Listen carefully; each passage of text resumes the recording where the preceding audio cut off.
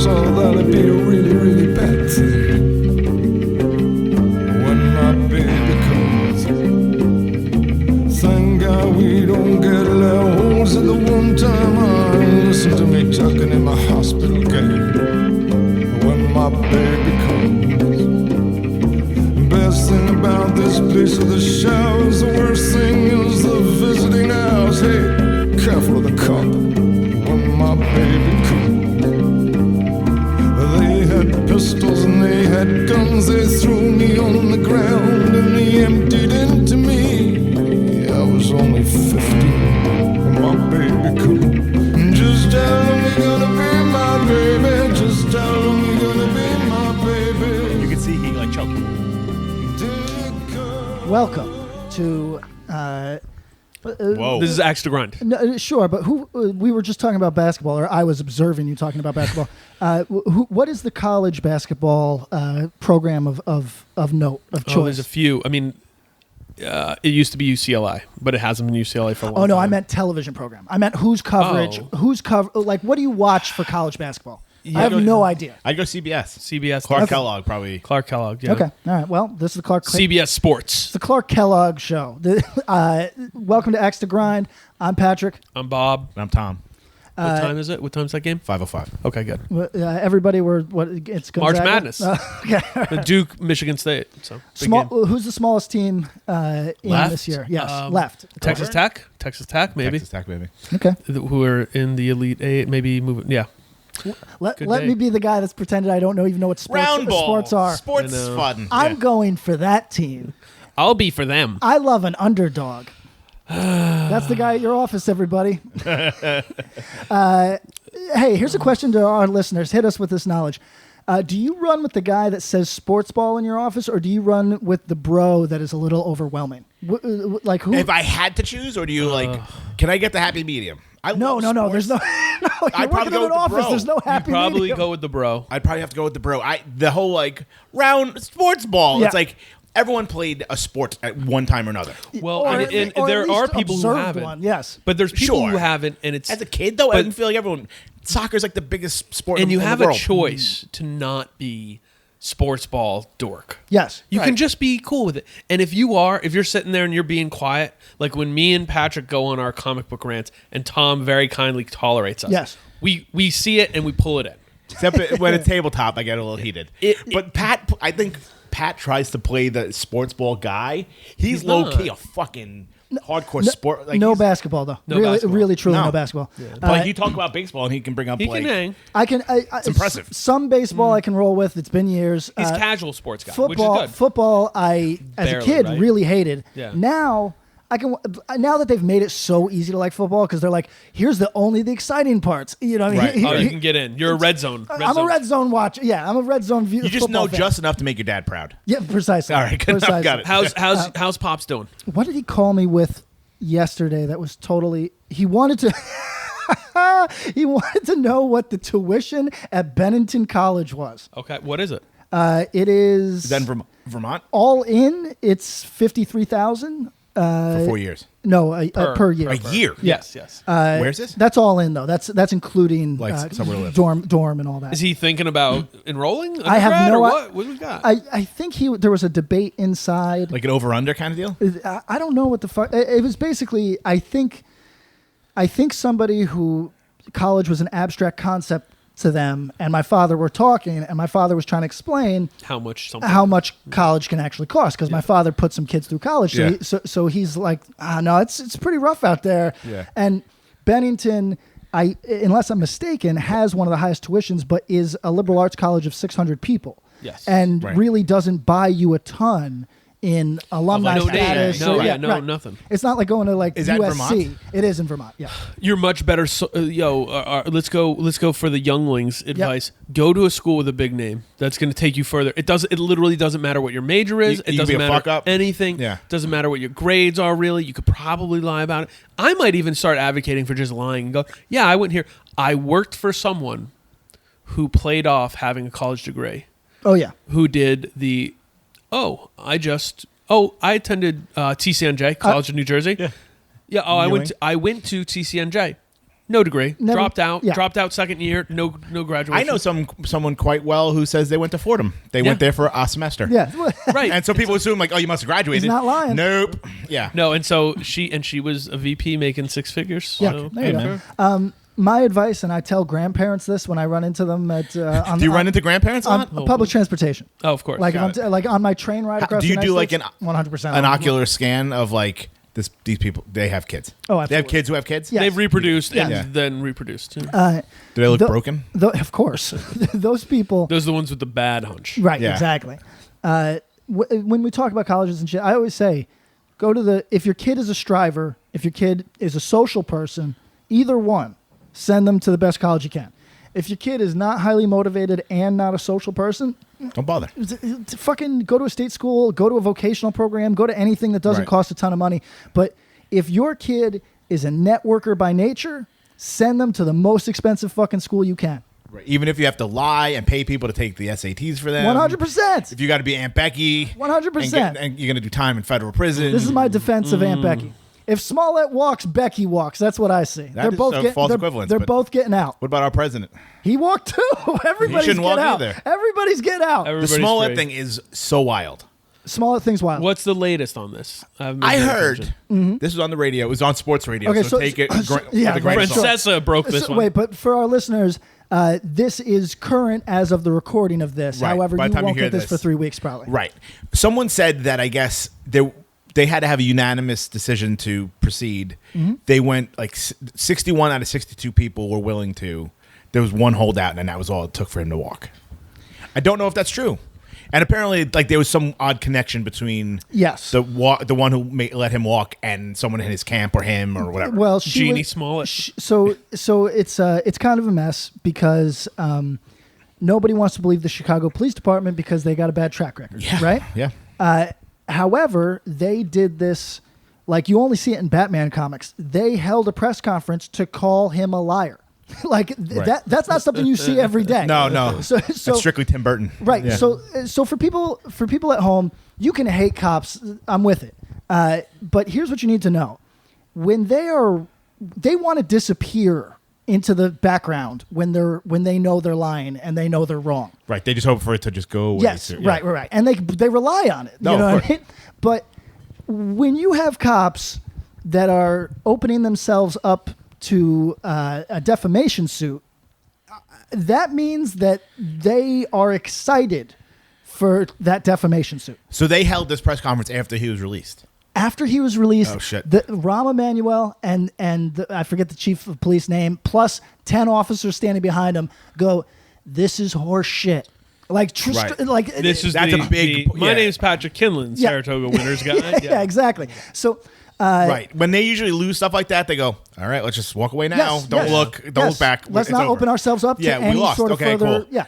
So now here's what's crazy. You mentioned that there was a link between these, I believe, assistant prosecutor and the somebody in the Smollett camp. Okay, so that's where it gets messy. I don't give out legal advice. Tom, perhaps you can. That person. I'm not licensed in Illinois, but you guys are always so quick to say that. I think that's important. you have to be. It's like Yeah? beating the hell Yeah, into I'm you. only licensed in New York. Right, Yes. but is that like you? I mean, the law is not so wild space No, to space. It's is enough. it? But It's like enough. so if say you got We're not arrested talking in- about like a Florida stand your ground law or anything. No, Is it? but say you get arrested in Illinois Yep. and you wanted me to, I'd have to like almost Pass tether the bar myself. there. No, well, not No. even. You can almost like go to a Chicago-based attorney to like. You'll work under that person Oh. just in case there's a question in difference of law. Right. They can help you. Okay. I can't go in there and be like, "What's up?" But I can like Right. find like the woman who tried to get the guy from making a murder off. So is my cousin Vinny not accurate? Honestly, not enough. No. So I didn't this go to is- school this with is a- anybody that looked like what's her face? Marissa Tomei? Marissa Tomei. Yeah. either. Yo, this is a lesson that you've never worked in any sort of field that No. required licensure. Yeah, no, because, for sure. Because they beat the hell out of you and go, "You're not allowed to talk to people from here about this. You have to be clear. You're licensed here and here and here, and that's it." Right, like you could get arrested in like Montauk, no problem. You get arrested in Jersey City, you fucked. Yeah, 'Cause Jersey you're City, that- you're you're fucked. so much closer to New Buffalo, York. Yeah. Buffalo, he can take care of you. Yeah, exactly. Well, So keep that in mind when Yeah, you when you're when I on commit my Buffalo crimes. Skenatalys or whatever the Skinalatis. So the scandalous relationship, and I don't know that it's scandalous, is that assistant prosecutor was texting with the Smollett family, saying, Like, wasn't it like a wink, wink? Like, I got you. it really reads that way, and I don't know. Maybe there's. Why would you be dumb enough to put that in text? I have no idea. That's the. Even if there's a possibility that this may be misconstrued, why would you ever put that in? So okay, people got a bad impression of lawyers, right? But I think the bad impression is that they're predatory and shark-like, right? I mean, we are, and obviously, but you don't often hear that they're stupid. You know what I mean? They're pretty slick, right? I've met very few stupid lawyers in my life, if any. Well, thank you. This prosecutor has not presented herself in the sharpest light. You know what I mean? So like, not if she's going that route, right? Yeah. So like, when you say why would she put it, really like she presents in a very poor way regarding this case. So that's all I could say. But that could be scandalous, could not. But it certainly looks bad. The more conspiracy-minded people are saying that these people are very closely linked with the Obamas. However, I am getting him right. Rahm Emanuel, that is the man's name. Yep. He also worked for Obama. So like, there's a. It's not just. Have we checked LinkedIn? Because this might 100%. You know There what I'm are saying? people who have checked LinkedIn. All Like, right, what are the chances that one of the following two things happen? Yes. He gets arrested on some other shit, Okay. or he gets fucking shot down somewhere. Okay, so Chicago crazy like that. arrested on some other shit. Tom, you can definitely speak to this as a lawyer on the other side. My father, who is a career criminal, finds this to be the most upsetting part of our legal system. Free Frank K. When they want you, they will get you. So the example of this is O.J. Simpson, almost certainly a double murderer, gets off for that and then does inordinate amount of time We're trying to get his shit back. for the seizure of his own property. Yes. You know what I mean? So that is an example that once you open yourself up to the anger, and this is where I agree with my father on this. This is a disgusting practice. You should only be able to get got for what you did. It's like double jeopardy. almost. That's how it Yes. feels, Yeah. right? Yes. So like, so fuck police when they do that. And But we're all breaking the law at some point. yes, They can pick you up on literally anything. yes, correct. If they have eyes on you, you're fucked. Yeah. Right. Yep. Like Mr. Kraft and the hand job thing. Like, have you seen the newest on that? No. Yeah. Did you just call him Mr. Kraft? Mr. Kraft. But there's more to it than him just getting a hand jibber. No, the allegations of this Yeah. is human trafficking. Yes. All fittering away. Those are all going away. Yes.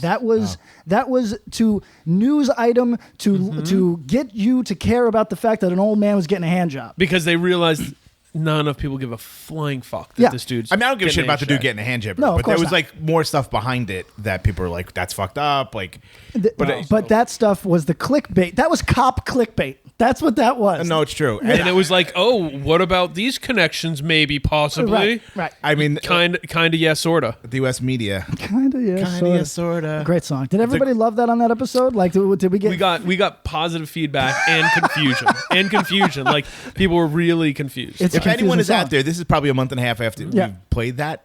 oh yeah. If you can somehow do a illustration of a crab singing it, maybe it's the Yeah. crab that's like holding the knife. Yeah. yeah. Like, and maybe you can like superimpose a microphone over Sure, it. yep. Whatever you can do, we would like some kind of illustration of kinda yes or I want it to be a crab holding a knife at a lobster or sea lion or walrus, and the walrus, sea lion, lobster going, "You really want to do this?" And the crab saying, "Kinda, yes, yeah, sorta." Hard.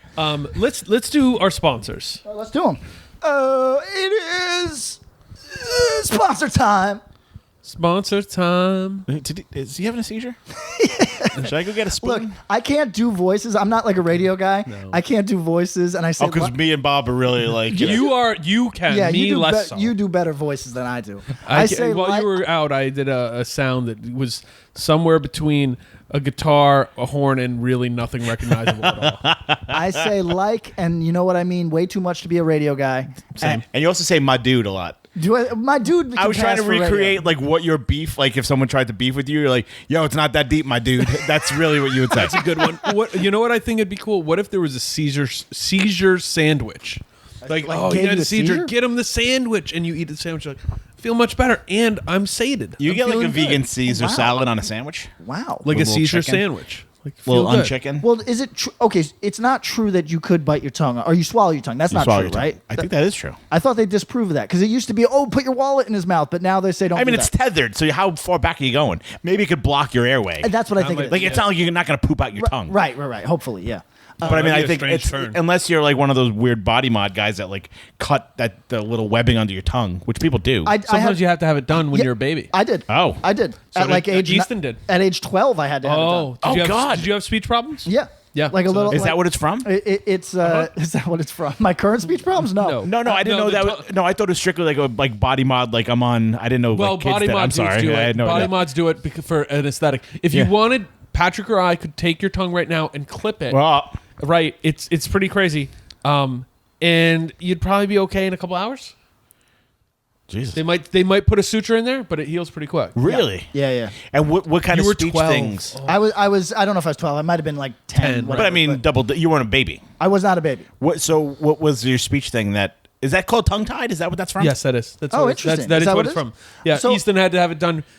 He had problems nursing a little bit, and they're like, "Oh, he's a little bit tongue tied. It's not crazy, but you could see it was touched up a little further." And they're like, "Oh, you just go get a cut." And we're like, "Oh, should we do it?" And I'm like, "Look, let's do it now. He'll never remember." 100%. Right. I mean, I don't remember, and I was walking around. You know what I mean? We might need to ask your mom what it was like. Right? Yeah. Probably not fun for her. No. But I was like, "Oh my god!" And they literally just take doctor's scissors Yeah, and go go clip, clip. Yep. That was it. And never. Yeah. Hell, I mean, he doesn't have any speech No, problems. no. It's true. You guys find the My split? mom had the same thing too. You find the Wild. split tongue sexy or no? No. Not at all. Huh? Not I follow offended. someone on Instagram that has that, and it kind of weirds me out. Yeah. Because they're like independent of each other. Yeah. It weirds me out a little Yeah, bit. yeah. I'm impressed by the people who have the patience to work that out and Yeah. figure it out. Because like, imagine a you got time- that done and you're just lazy and you're like, yeah, it's split, but I don't do the like tongue stuff. So it's like they're both one's floppy. I feel like I've got enough. You have to work them out. I don't know. I feel like I've got enough spaces in my mouth where things could collect, like little food particles and shit. I don't need another one. Agree. Or do you want that so you can go like I can like move my left part of my tongue over and get that non out of my back left You know what? molar? Oh, that's like a functional reason. Yeah. For it. Maybe. I don't know. I I think I'm gonna get replacement teeth first. Before I get So the is that a tongue ones. thing? Like, tongue splitting. well, but is it not just like a one-time deal? Like, is it like the equivalent of like '90s folks getting the fucking ear stretch? Oh no, I think when it's a it's cut, one-timer, it's isn't it? done. You're done. Yeah, I think it it's a doesn't- one-timer. yeah. But there's not like you don't have to go like gradually. It's just kind of like, and yours cut in half. I can reach Like, out. how bad must your like the insides of your tongue feel? Oh, not good. You just cut through a muscle. I assume. You right? cut through a muscle. What I've been told, and I can't confirm this because it's different than like the tether part there. Yeah. The tongue heals really fast. All the Yeah. stuff in your mouth heals Yeah. super fast. I mean, think how many times but you bit your that's a muscle. I don't know what that would be. I think that actually requires stitches. Oh, for sure. Yes. Yeah. So it doesn't probably grow back together. I would imagine. I don't know. No, I don't think. But I'm saying like you probably have to keep it separated. Yeah. So it starts to heal separate, right? Because I feel like if it was probably. right, wouldn't it kind of Like you'd have a little recon- gauze in there. I'm I'm friends with gonna a throw girl up. that got it done, but I never asked because I feel like that's like a question that she gets so much it must be fucking annoying. Right. You know, Wonder if we follow the same internet girl. maybe. Perhaps. But what the fuck? We're talking about sponsors? Sponsors. Here's a release from my favorite split tongue. Yeah, It's not a split tongue. Split tongue. For Run for Cover. Oh, One of a game changer, a tastemaker. Oh fuck! Definitely. In indie hardcore circles. Talking that No self-defense. You go, boy. Wait, who? You Who? go, boy. What band? You go. Self-defense. Sevens the band of from record. Connecticut. Yeah. Chris Pro Rock, thrashcore from the early 2000s. L-O fucking L, my dude. 1 7-inch. I don't respect that shit. Go on. Why don't you give us the real classic on Run for Cover? This is literally one of my favorite records of the last 15 years that they just reissued for its 10th anniversary, the self-titled record by Tiger's Jaw. Oh, the jaw. The Jaw, formerly with the pizza cover. Yes. Right. Now it has the original cover with like the heart kind of screen printed Oh, on. I like the pizza cover better. They're both there. Oh, okay. So there's like a slip cover over No shit. the original with the heart design Okay. I don't love the heart design. over I it. like pizza more than human Who- hearts. yeah. Who Yeah, doesn't? for You know what I mean? sure. I mean, I think that's the true answer for all humanity, at least all Americans. you We see- like pizza more than heart disease, and we're all gonna have it Yeah, if we keep did eating because of the pizza. Did you see the heart drained of blood? Have you ever No, seen it's what a that little- looks Yeah. like? It's white. Oh yeah, I have seen that. That's crazy. Yeah. Just a So is weird this little the tissue. cover of Tiger Jaw? Oh yes, it's white. Yes. Yeah, but this is legit one of the best Great record. in hardcore adjacent indie records of a very, very long time. And I feel like this is this started that revolution. I'm one of 'em. I'm a Spirit Definitely. Desire man. Oh, yeah. The EP before this, which is also very good. This Yes. record, crazy good. But I feel like before the Turnovers and the Citizens of the World. Oh sure, yes. There was Tiger's For sure. Jaw. Oh, 100%. Yes. Them, Title Fight, Make Do and Mend, all those types of bands were. Shout out to Tiger's Jaw. Took Self Defense out years and years ago. Cool people. And you guys scared him. we scared them. We said, if you go down this path, you're gonna look as rough and shitty as we are. And they said, oh shit, let's put out something a little poppier than this. Let's be better. And Let's go. they Be went better for than it. the Gap. Let's go. Let's So shout out to Tiger's Jaw, shout out to Run for Cover. You're going to go to runforcoverrecords.com, enter the promo code.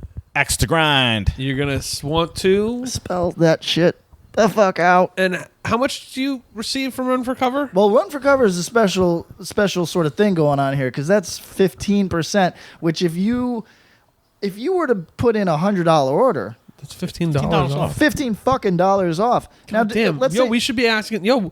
Venmo us a buck of that. Yeah. So it's 14% off to you, 15% off the total, but you're just like helping the cause. I'm not even asking you to be that ambitious. Let's say that you put in a $50 order. Right. Savings are still there, my dude. $750. You couldn't do the math. I like how he did that. He's like, if you put $50 in, someone That's else help me still out. money you That's save. still in principle. And let me ask you, what about your friends?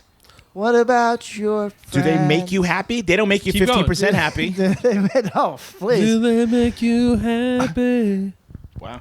Yeah, If I closed my eyes, I would think they were sitting at no. Me and You sound like Brianna. This You is sound Ben. like This There is we the go. tiny desk Tiger's Jaw concert. You can't What even fucking about tell. your friends? He hit a note. That was a note. Pat, you notice that? That was a note. No, I can't tell. Come He on. can do it. Do we get you singing lessons soon?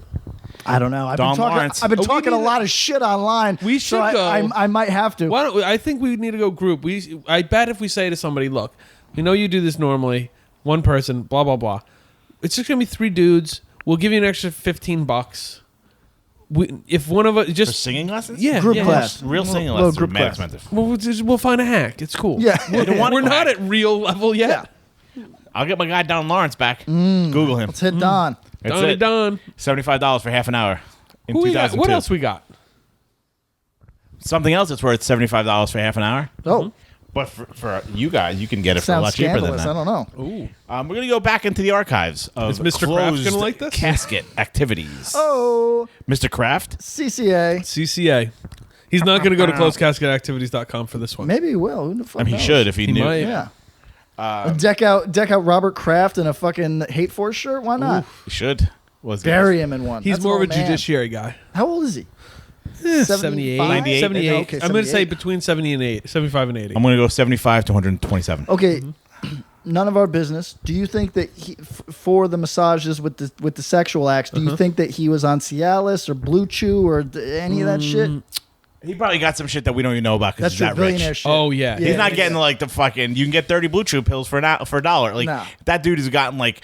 They probably had like a doctor on call that gave him like a shot directly into. I think he's Purple got, Chew. I think Yeah. he's got something that's injected into him. He pushes a button on his app on an app and is like, Oh, whoa, hey. bam. Oh, Yeah, arousal. like yes, it shoots right into his pee hole. Instabone. That's how he made all his money. Not Instabone, but something else that'll get you very excited. Oh, yeah. What do we got? I don't know now. I know.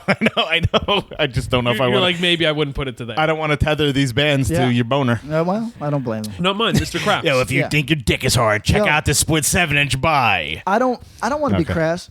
Robert Kraft is worth what? Probably billions. Yeah, billions. So if Robert Kraft wants Do they to owe us a living if he wants to tether me to his boner, I'm there. for $1 billion? You'd be tethered like us. You would be his dick, but you'd be the underground version. For fucking $400, I'll do it, Robert Kraft. We can talk about us now, right? Yeah, Us, hit me. us has been out long enough. We can talk. Hit me. Yeah. Have you seen us? I haven't seen Us. Have you? Is there a No, I've fluffer in not. Us? What are you saying? No, Is it but good? the Is whole Robert Kraft in Us? No, but there's a tethered world. Oh, Oh. Robert It's Kraft, actually super interesting. 6.5 billion. Is he I'll part do of like the whatever Kraft he family, wants. like the cheese? I don't know. I don't know either. Let's find out. Let's learn more about Robert Kraft. All right, while so we my talk about pick from the closed casted activities archive, this. Yeah. Answer is yes. the split 7-inch of my buddies. on both sides of the 7-inch. Fan of both as people and as of musical lay it on groups. Incendiary and Zilbalba. Oh, shit. It's a good 7-inch. Big band as we went through in our 2010s. Two very important bands, both for specific releases and more in general to the sound of hardcore. Crazy. And this is not where it all started, but this is a pretty early and important record for the label and both bands. Yeah. I think Brian Audley, who was on a very early episode, kind of spelled that out and said, hey, we did this split with a band from California who, doesn't sound exactly like us, but there was enough crossover in our sound that when we went out there and played with them and they came out here and played with us, it was pretty fucking hopping. Yeah. So shout out to that. If you go to closedcasketactivities.com, enter the promo code Axe to grind. and you're going to want to. Spell it out. You're going to receive 10% off. Also, big shout out to our other sponsors, Deathwish Inc. and Triple B Records. Enter Axe to Grind at their respective web stores. Get that same 10%. Let's go. Hold on, go backwards for a second. What the fuck Yeah. were we talking about? Before I interrupt Smell you. it. Well, it's, No, we got past Smollett. Oh, We were yeah. talking Robert Kraft. We were talking sex trafficking. We Talking went about the past media. there. media. This has Also, become. let's why are we- also blame the media. I'm good. I'm sadly. I have to agree. What to blame? We fake got news? some. You hate? Well, let's not say fake news. 'Cause fucking moron in the but we were led down a fucking dead end path. Yes, it's seemingly we You were. know, like I can't even watch it anymore because I feel it's like, okay, we were all dependent on you because we figured you knew what the fuck you were talking about, and you clearly don't. You were rooting for something, which we all were, and you bought into that. It feels okay. So not conspiratorial. I think that that's the wrong brain to look at this through. I think the way that the Mueller report coming out as no collusion as a result of that, I think the way to look at it is not, oh, MSNBC wanted me to believe this because of their political aims or anything. That's like Reddit conspiracy shit. News media will follow whatever path leads them to literally ratings. $1. You know what I mean? Oh, and that's what it is. It They'll wasn't chase more. $1 down 3 blocks. So I think the thing is that we almost, people who were hopeful with this, it almost feels like, let's go sports on this. It's like when a rookie pitcher comes in mid-season and throws some heaters and is killing it, and everybody's like, yo, this guy. And you sneak in the playoffs. He had a couple bad games. Yep. But you sneak in the playoffs, and everybody's like, this is the dude. He's going to lead us. Gets and then murdered. 5-game series. He pitches twice I was and gonna say, smashed. 2 appearances, both out by the 5th. And You're people are like, done. oh no, this guy's, and everybody's out. But really, we should have seen it. We should have been more aware and like, yeah, you know what? We're pinning our hopes on this. Maybe this isn't what we should have. Like, you get me in my baseball bag. That is the most fun part of the year is when there's a breakout pitcher, Yes. and then by the end of the season they have him figured out, and it's not as exciting. Yes. But you can do that in a lot of sports. But put it to this. This report wasn't getting Trump out of the office today. No, tomorrow. and they said what that. I mean, if you listen to any of the, I think the news media was our version of Joe Buck. Oh yeah. You know how Joe Buck, no matter who you like, he will seem to be rooting against Yes, you? yes. That's what he is. Like, he has, like, a thing, and either you love him or you hate him. yeah, you I love like- him, I and you're hate from you. St. Louis, or Yeah, if you're from St. Louis or the surrounding areas, you love Joe Buck. The rest of us hate his fucking face. see, I like him now because he gets people so worked I by fucking hate not that dude. doing much. He doesn't do much. No, but, like, But people get I worked. if listen- New York might lose, he's kind of psyched. Yeah, that's true. I listened to two good podcast interviews with him where I was like, oh, you're more of a human than just He some is, yeah. animatron. So I appreciated him. All right. He copped to the fact that he was doing a straight up John Madden's partner, Pat Summerall. Pat Summerall impression the first couple years he was doing football and realized like, oh, I can't do that. I shouldn't Pat do Summerall that. seemed like he was always drunk, though. Like a drunk robot. Him and Madden seemed like they were fucking sharing a fifth. Wait a second. Could you guys? I listened to an interview. Sorry for everybody. I promise this. We're next- getting hardcore soon. Yeah. And I promise this part will be more entertainment than sports. So It's WWE. the guy who does the Miami docs for 30 for 30 did the U. Oh, yeah. Now he was on Joe Rogan the other day, and there was an interesting. Southern guy? He's a Florida guy, lifetime Okay, yeah. Miami guy. Which, by the way, our listeners, I was born in not Miami. I was born No, in you're in Broward Broward. County. Yeah, you got to be real specific. Yeah. That's a big difference. Yes, even though it's, I mean, you can walk from one to the other. From So an is Broward outsider. and Dade are like right next to each other? Broward is just above. Yes, Miami-Dade County, Right, yeah. exactly right. So Miami-Dade is Miami and for the South, South, yeah. and then what Broward city is were you like born Fort in? Lauderdale. I- Hollywood. I was born.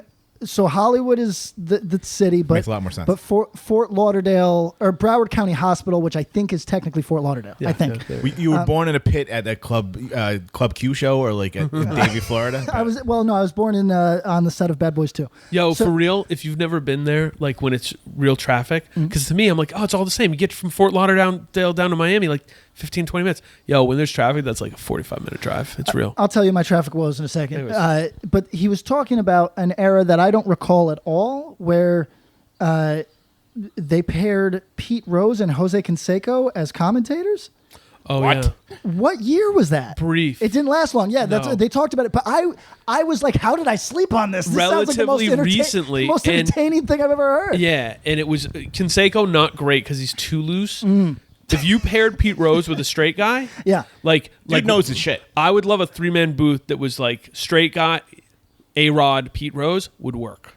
Would work. Like almost Joe Buck. Yeah, Joe Buck, A-Rod, Pete Rose, because A-Rod's enough to keep things on the handle, and he's great on TV. Yes. Pete Rose is enough of a wild card that I think A-Rod would do interplay with him, and Joe Buck would just keep the game going. keep the train on the tracks. Okay, here's a question regarding Smollett. We're going to go back for a second. All right, sorry, everybody. Him and so I We're don't putting Smollett in a 3-man booth. know, well, we kind of are. Okay. So So it's him, 50 Cent from Power, and no, yeah. So Smollett is Eric from Worst Possible Timeline. Is, I would listen to that actually. Did you see Smollett do the interviews afterwards? No, I haven't really followed this. So he didn't do interviews per se. He walked out of court and said things that paint him. He didn't do the Fat Albert voice like Bill Cosby did when he was walking out of court, right? No, this was That was the most surreal, fucked up thing I've ever. Did you see What? that? No. He's walking out of like his fucking his sexual assault trial. Yeah, serious fucking case. and they're like Bill Cosby, and he goes, hey, hey, hey. I was like, oh my fucking god, this dude is. Like they should have questioned his mental status at that point. Like Is he fit? I mean, he was fit at the time he did all that shit. Sure, but like yeah. right now, that dude. I mean, how you're a brilliant man. You were a fucking PhD. Like, Yeah. well, he's an honorary PhD, but he's a PhD nonetheless. I don't have an honorary PhD, That's true. for the record. Well, not yet. Yeah, that's true. Bard College is going to be calling. Please, Bard, And reach if out. not, Temple. Why not? But no, he didn't do that. He did things that make him look truly like if. Okay, so now let me say the thing that's obvious. It seems apparent that he did the thing that so for everybody, he wasn't exonerated. There was a failure to prosecute. That's different. That's different. That I wasn't there, but all signs point to the fact that this man did it. If we could say that OJ did it, this man, whatever. Point is, this man did it. He walks out and goes on a spiel, and the spiel is not what you do if you are a regular guilty person. If you're a regular guilty person, you go, I'm very grateful for this decision. I'm looking forward to moving on. I'll see everybody at the Emmys. You know what I mean? Or whatever, right? Mm-hmm. He comes out and he says, I would not be my mother's son if I did this. I would not betray my community. I would not betray the movement. The extra, they found me not guilty. I'm extra not guilty. Right. Right. But Which, when I mean, in fact- they didn't even found him No, not guilty. no, Yeah. decidedly not guilty. Actually, Not the the move. latest is that the prosecutor has said, "Oh no, this man is guilty. We're choosing not to prosecute." You know what I mean? So Which is wild in and of itself. yeah, but so the reason is, everybody, that as of this recording, and maybe more will come out, is Chicago has enough problems. This is their Yeah. words, that they are not invested in These hours into this. Yes, that they're not putting the money and hours into a nonviolent crime. And And I feel like it's almost gotten prosecuted as it is. right. Yeah. Oh, Yeah. like in that the dude's court, life in is the court ruined. of public opinion, yes. We But, don't. mean, it sucks. but here's the thing. A-Rod, certainly guilty. Certainly a dark sociopath. Guilty of what? Guilty of lying repeatedly about his use of steroids. All right. I mean, yeah. Are we mad about that? Are you you mad about I that? have very mixed feelings on performance-enhancing drugs. Okay. Very mixed feelings. I feel like everyone's if they made it a level playing field and you could take it if you want. Yeah. I feel like that's fine. I agree. But then it becomes an arm race financially. And then it becomes a finance thing? Yeah, because Brady Anderson is a multimillionaire right now because he had one good year. That's right. Because he fucking shot roids into his face. Sure. You know what I'm saying? Like, is it? And look, for people, it was Brady Anderson. For Orioles, people, 93, Crazy. 92. Yeah. Yeah, he had a great you got year. a family to 50 feed. homers. You got an extended family to feed. You know what I mean? Like, It might take 10 years off your life, but like, And here's the thing: how different is that than like NFL football 70s, 80s, where they literally talk about like the Oakland Raiders had a fishbowl, like a giant fishbowl of painkillers and amphetamines that dudes would take literal handfuls of mixed stuff, like yep, and gulp just them go down. out there. yeah. Yep. So Lawrence Taylor was doing coke at halftime. right, and here's the thing. This is where you know that it's hard to catch me in a moralist bag. You know, Yeah, what I know. mean? You It's go. hard. You go. It's a weird thing. It's for you to hard. be I wouldn't say honest. you're immoral, maybe amoral. But I just try not to judge other people. You know what I mean? But I got Very my judgy. own code. But I live by the code. But the Momo or else like But- that Momo. but the problem is with performance enhancing drugs. I know that the default is to say these men are all multimillionaires. They can all afford these drugs. But I think you do need to be honest about the fact that everything becomes an arms race. Everything Sure. becomes Yeah, of course. and while I think that is okay if we are talking about Formula One and racing to the new innovation in cars and everything, I do not necessarily think it's good in the human body. Well, I agree. I agree, not and I'm good not for with you. it. But it's the pivot on money becomes the people paying. If it was legalized or Tolerated. Yeah. enabled in a sports league, it wouldn't be individuals saying it would be organizations, and that's where it becomes more of a question of, oh, the Florida Marlins were providing me with performance enhancing drugs that now we've found 15 years later. Not only did it shrink Right. my testicles, but I have 8 forms of cancer. Right. And where's the obligation? By the way, I entered into it. If they enabled that, if they said, hey, everyone can level playing field, you bet your fucking ass every one of those billionaire owners would have in contracts. I also certify that any use of performance-enhancing drugs that I take as part of my performance is da-da-da and removes all liability from the organization providing them, blah, blah, blah. You know the fighting league called Pride? Yes. From Japan? They had that in their contracts. Yep. Like, do whatever the fuck you want. Like, it's all... And so all those dudes went from Pride to UFC, where everything's regulated so hard, they'd be like... You're like literally half the size of the guy that you were. Yes. And people were like super soft because it's like, oh, you're not taking every fucking drug under the sun to make yourself... Not pumped. Well, Yeah.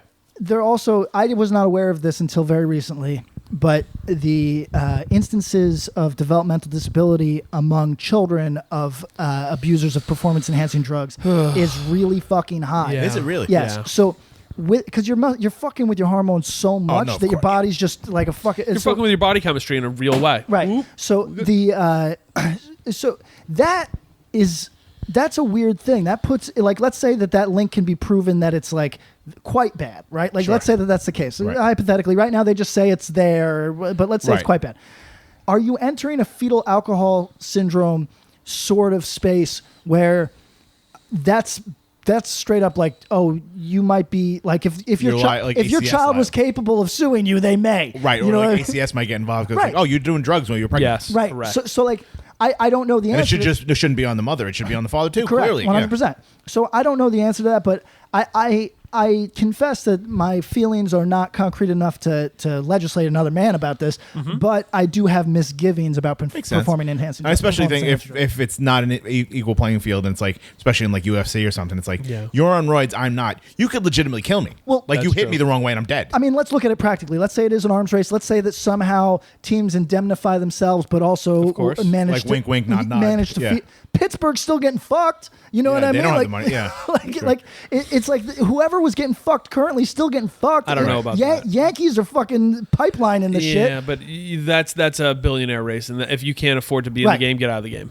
See, You know I what I mean? see- This is the thing to me. If you look at a pro sports league, because I think- this is billionaires. But man, you I'm know what I mean? I'm an extremist on this, where I Okay. think Pittsburgh should be kicked out of fucking. Oh, you want to baseball. go to like? Do you want to go to the thing they do in soccer? They call Minimum spending. I think there needs to be minimum. What is it called spending. when they send Like you get off the not the in table. the league? You Premier get, League, you're you du- Premier you're League. bumped. You get Yeah. downgraded to like the downgraded to a league. We have somebody from the UK right here. Why we? Well, I don't know if you follow sports at all, Penny.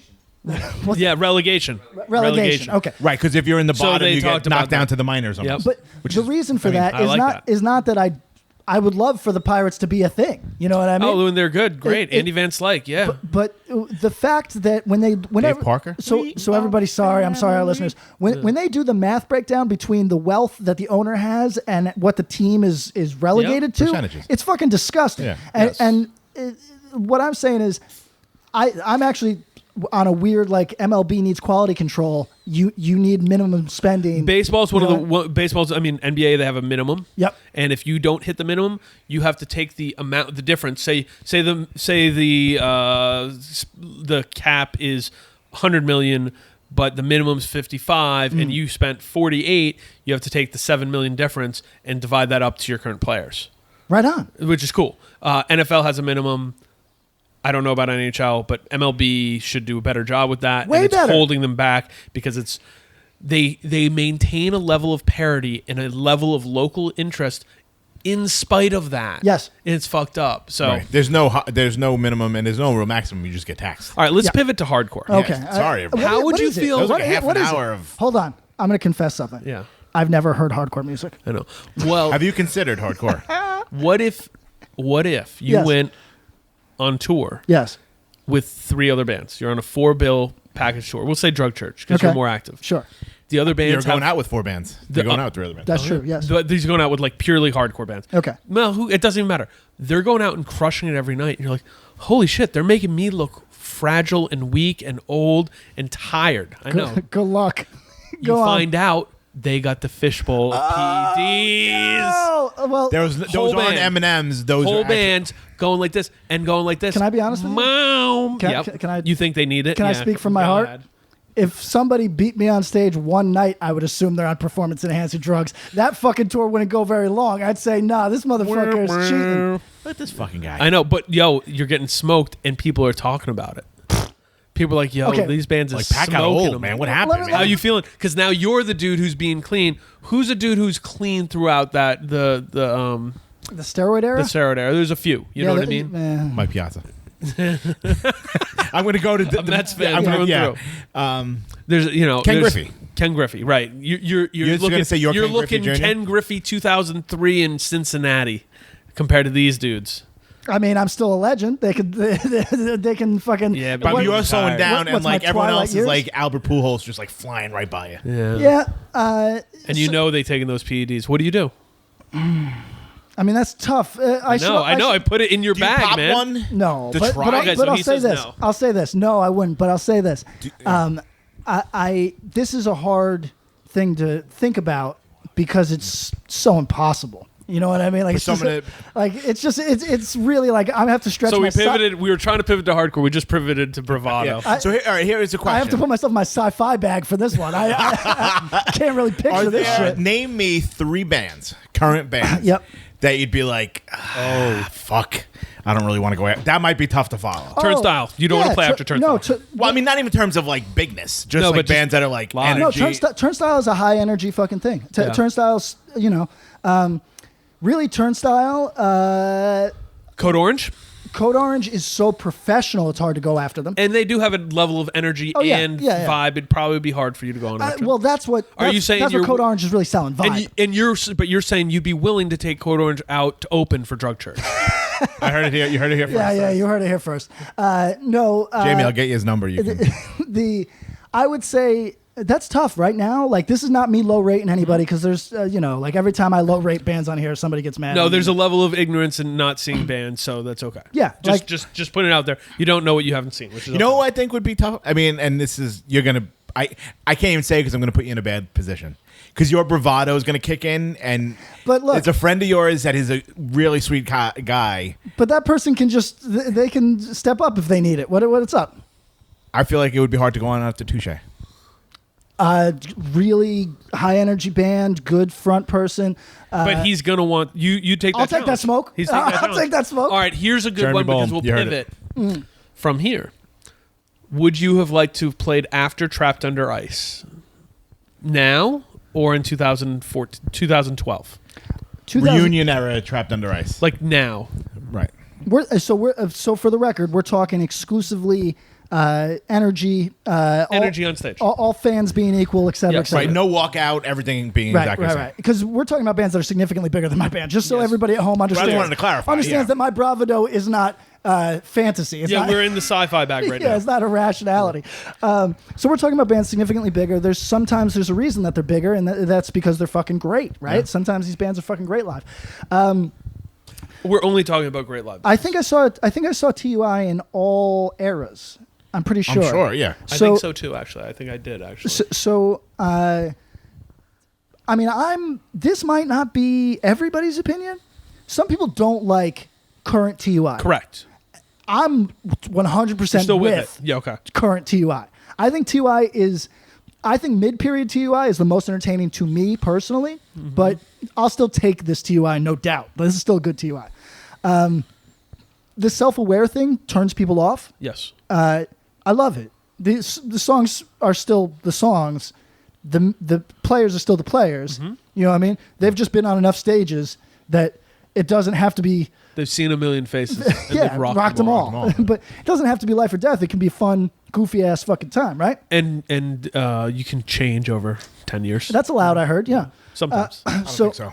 That's what I heard. You get canceled if you get change anything. So here's the we need thing. a cancel horn.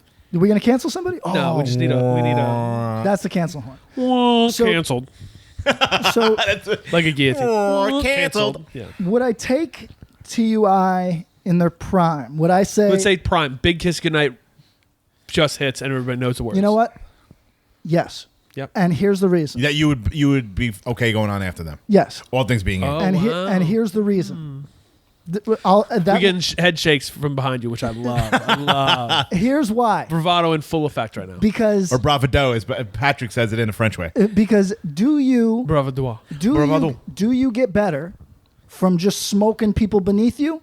Or do you get better Having from to rise to level? Rise in competition. actual fucking... You got to rise to the occasion. Yes. This is the call. If you It's don't have good, what it's it tough. takes. Like, There we go. me personally, you can't spar with somebody you're going to whoop their ass. You know what I mean? Like, give me somebody that's going to whoop my ass. That's true. Let's see Okay. how it All right. goes. So Has Drug Church played after a band in the last 3 Oh, years yeah. that you're like, it was rough. All right. No. Self-defense may have. Yeah. Candy?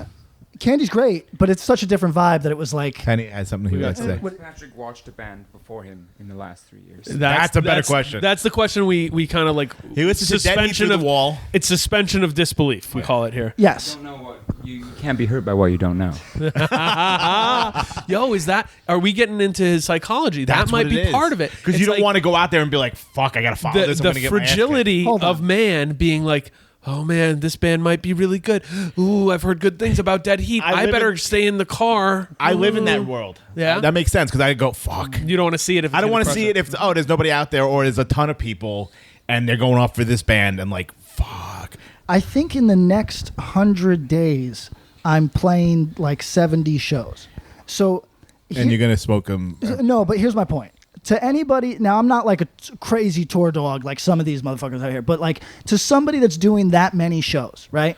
Well, you gotta be good. It's 10,000 hours. Sure. But no, that's not where I'm going. I'm going, and firstly, I've seen plenty of bands that seemingly get no better.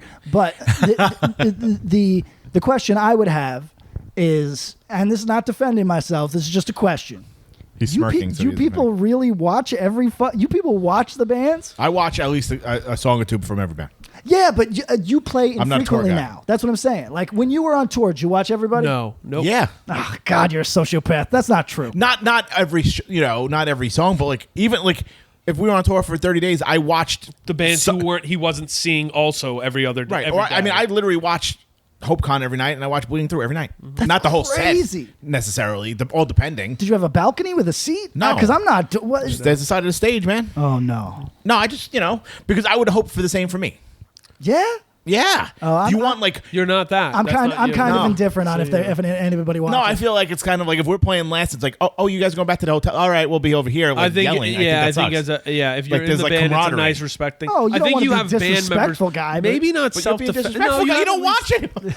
I think in That's not self-defense, you have at disrespectful. least one or two folks who watch. Yes. right? Yes, for sure. Yes. And in Drug Church, it seems like at least a couple guys who do Yeah, it too. yeah. Right.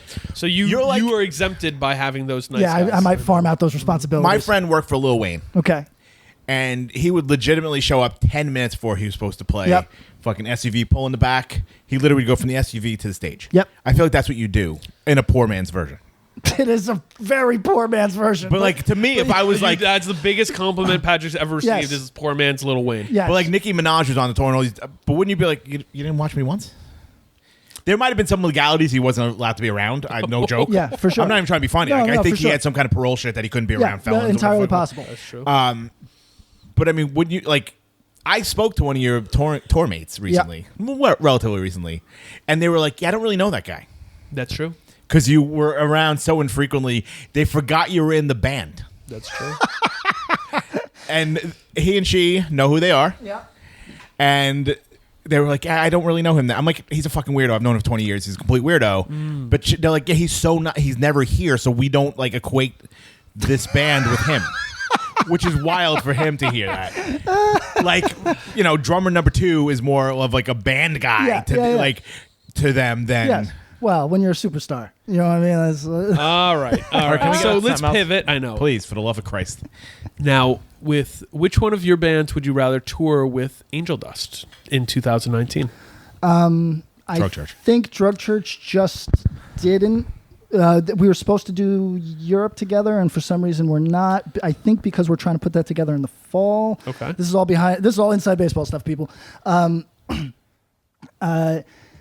Angel Dust, High Energy Act. Are they still high energy?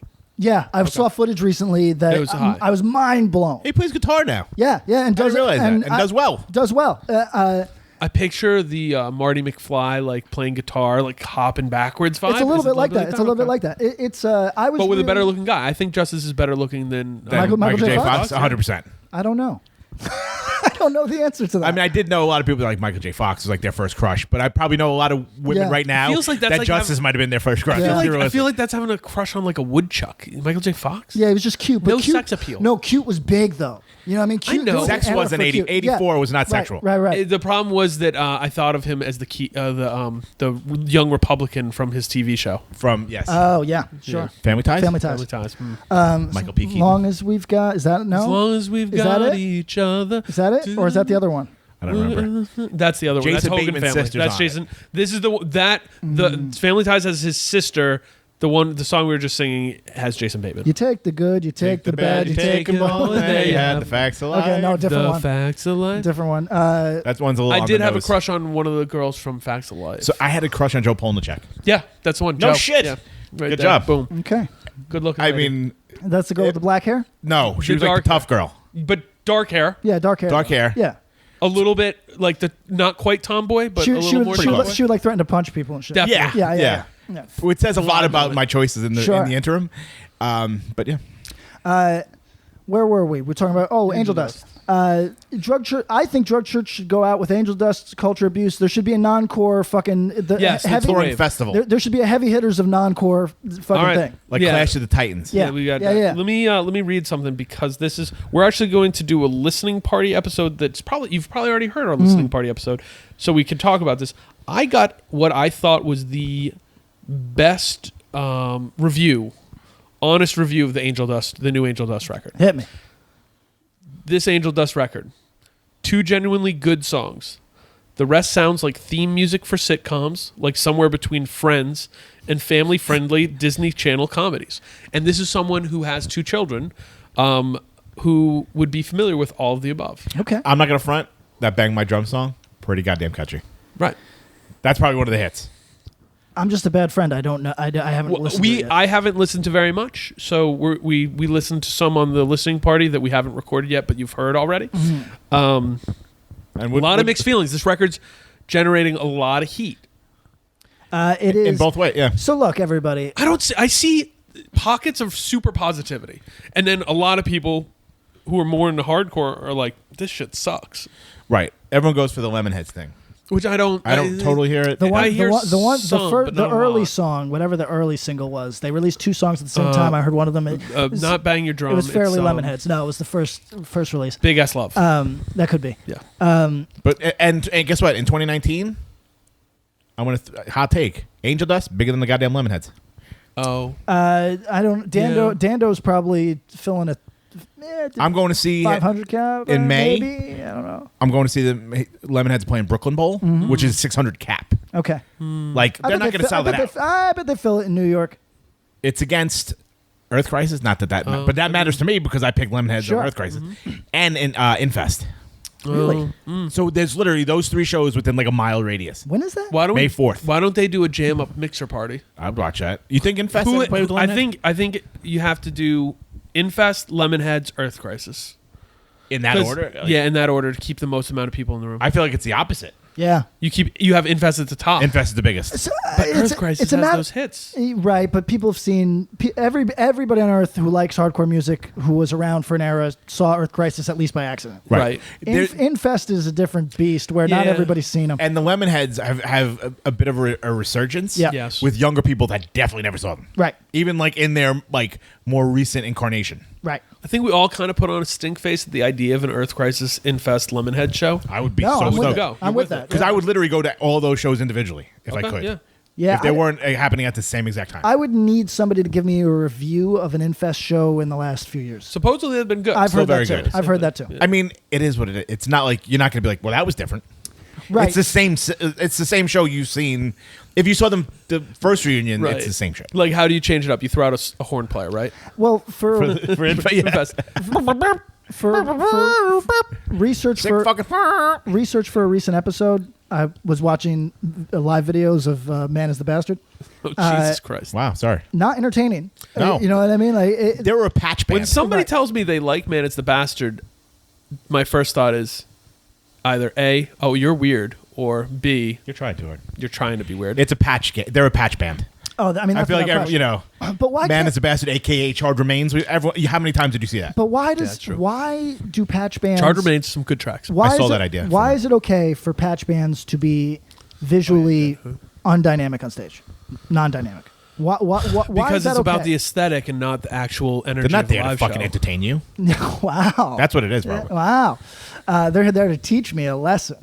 I don't know. I think it's interesting that there's offshoots of punk and hardcore that are much less interested in being fun. You know what I mean? And you know Yeah. me, I don't think everything needs to be like smile on your face. You know what I mean? No, but like Tragedy was an incredible live band. There you go. You Right. know what I mean? So- And they were all frowns. So, right. Yes, for All sure. Anyway, I mean, it's not like self-defense is up there. Like you're smiling kind of at your own jokes, but Yes. But not when you're playing your songs. no. no, but you do these weird like gesticulations and Yeah. stuff. But like the rest of the band is like at a funeral, Oh, I wouldn't say they're at a funeral. not in a bad way, but they're No. not like it's not like they're jumping around. It's not jumping around music. No. There's no jumping around. No jump. You would forbade it? You're kicked out of the band if you jump around. No youth crew jumps. Yeah, no youth group jumps. Has anyone in any of your, other than Drug Church, I think at some point someone in any of yours probably hopped. Hans used to hop incessantly. Okay, Yeah. we go. There we go. Yeah. Oh, so that's why. Yeah, it was the hopping. Exactly, It got him out. Exactly. Sorry, Hans. Sorry, Hans. Can't, He's not listening. So. no hopping. He might. He's a low. You think he's a? No, I don't think so, but it would be fun. If he does, Is he a Hans, secret hit me hater up. or a secret listener? No, not a secret hater, a fan and supporter. Love that we read some of his stuff on the air.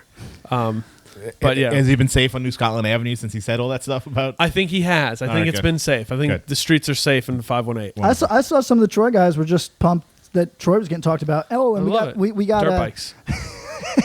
I got clarification on those lyrics from Will from Detain, because You had to outsource your Troy knowledge to a guy in Michigan. Yes. All right. From Ann Arbor. And he hits me and goes, from one of Wartime Manor's 53 monthly listeners on on Spotify, like one of the devoted. But okay, what are we talking about today? What do we got? We're gonna do some random stuff, mailbag. What do you got? We also have some what ifs. Do we want to start with mailbag questions or do we want to start with what ifs? It's flip a coin. I don't do know what what a ifs. I what feel if like is. let's Do what ifs. I'm gonna do an easy one because this came up in a question, but I want to flesh it out a little more. What if Inside Out released an LP?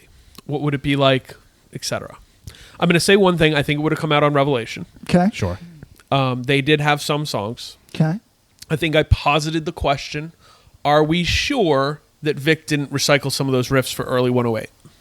Not at all sure. No. Not at all sure. So that Because it leads happened me- kind of concurrently. or very shortly thereafter. Yeah. The Inside Out material when you think about Vic's writing, Beyond had some melodic stuff, but as he evolved, his writing got harder. He started writing harder, crunchier material. By the end of not end of 108 because they're still doing shows, but by the first end of the first run, yes, he's doing a very clever take on metal. Yeah, you know what I mean? yeah. There's definitely some Slayer influence there. Yeah. You know what I mean? So, yeah, he did get harder. Somewhat keeping with the times. That would be an interesting sort of thing. Listen to just his music because Beyond has some interesting variations on the era, but is still very much of the era. Inside Out is kind of singular, but maybe in some ways that was in the water in California because there was a lot of stuff that was either immediately influenced by it or those kids were all sipping from the Kool-Aid. That's possible. It's the same pot. That's possible. And then 108 was, I think it's superior to most of it, but it was crunchy 90s material at base, right? So like he kind of became the Madonna of that shit. Well, you know what I mean? Like he just is running with the times. And I think then what does Zach go do? He goes and does Rage Starts Against the Machine. rapping, yeah. Yes. Did you see that first show? The first show. Oh, Jesus.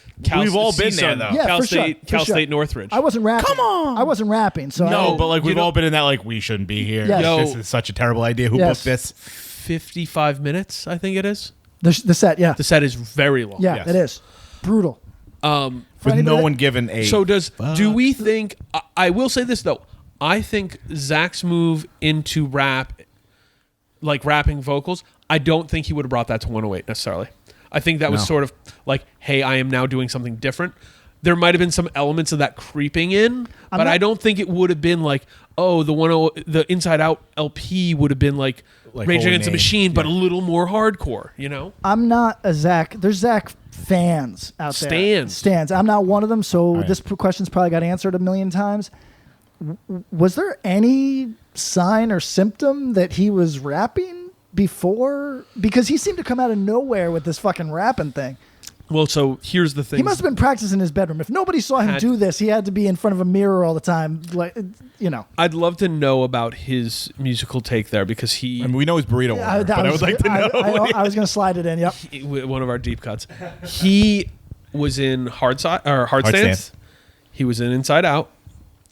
He was in the earliest iterations of Far Side. Right. And if you put together the more melodic Inside Out tracks and then go, okay, this dude also did Far Side early. He's got a lean for more melodic stuff. He fucked around with Underdog, clearly. We all know it from the Demos LP. Yep, he's on the cover. I don't know what we're getting. I think if you listen to the Beyond LP, that's the key to what an Inside Out LP would sound like, is to think about some of the musical progressions there.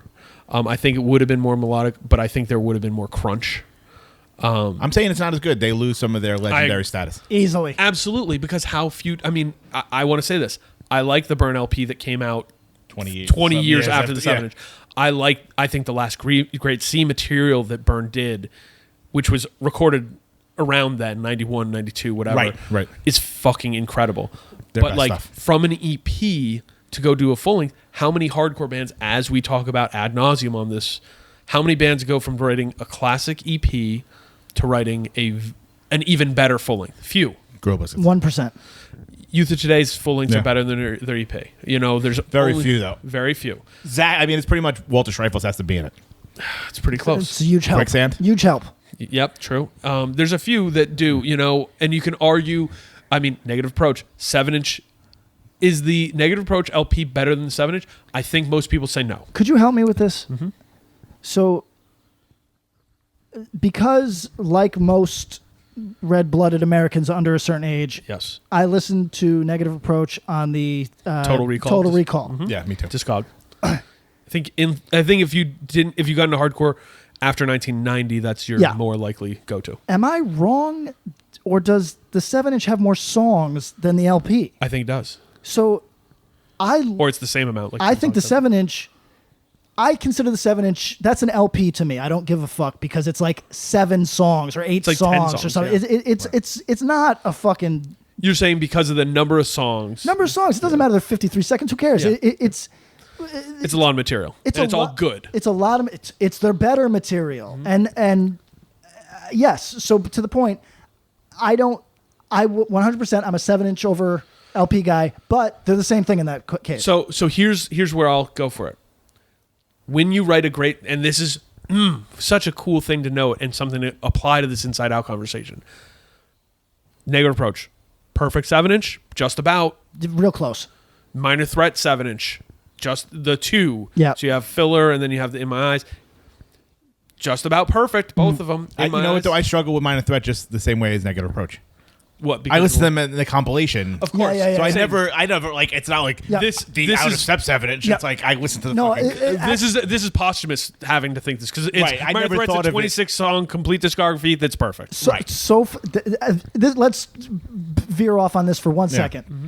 So for research for another episode, I realized there's a lot of this material that I have the dates mixed up or the orders. the material Sure. what material appears on what actual 7-inch or what actual LP Right. because I always listen to it Discography in era. discography format. And that's a really firstly some stuff you realize that some bands either dipped at a weird time that you didn't understand or kicked it up a notch at a time and Right. you're not thinking that when you're listening discography style. You know So what I mean? here's No. no, it doesn't. It's really tough. But when you parse it out, I think Negative Approach and Minor Threat both did the right move. They had debut 7-inches that were fucking basically perfect. Yeah. And if you don't think they're perfect, shut off the podcast.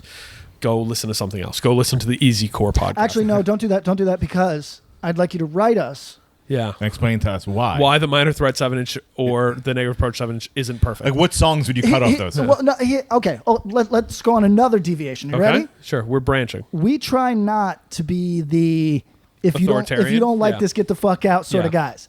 But we hit at base. There's certain acts that we're like, or certain releases that we're like, you really can't top this. it's hard. Yeah. But I also get a lot of pushback because people feel that way about Age of Quarrel, and I don't care about Age of Quarrel, right? Yeah, but I bet you there's more people like that That why? that don't fuck with Age of Quarrel. You think?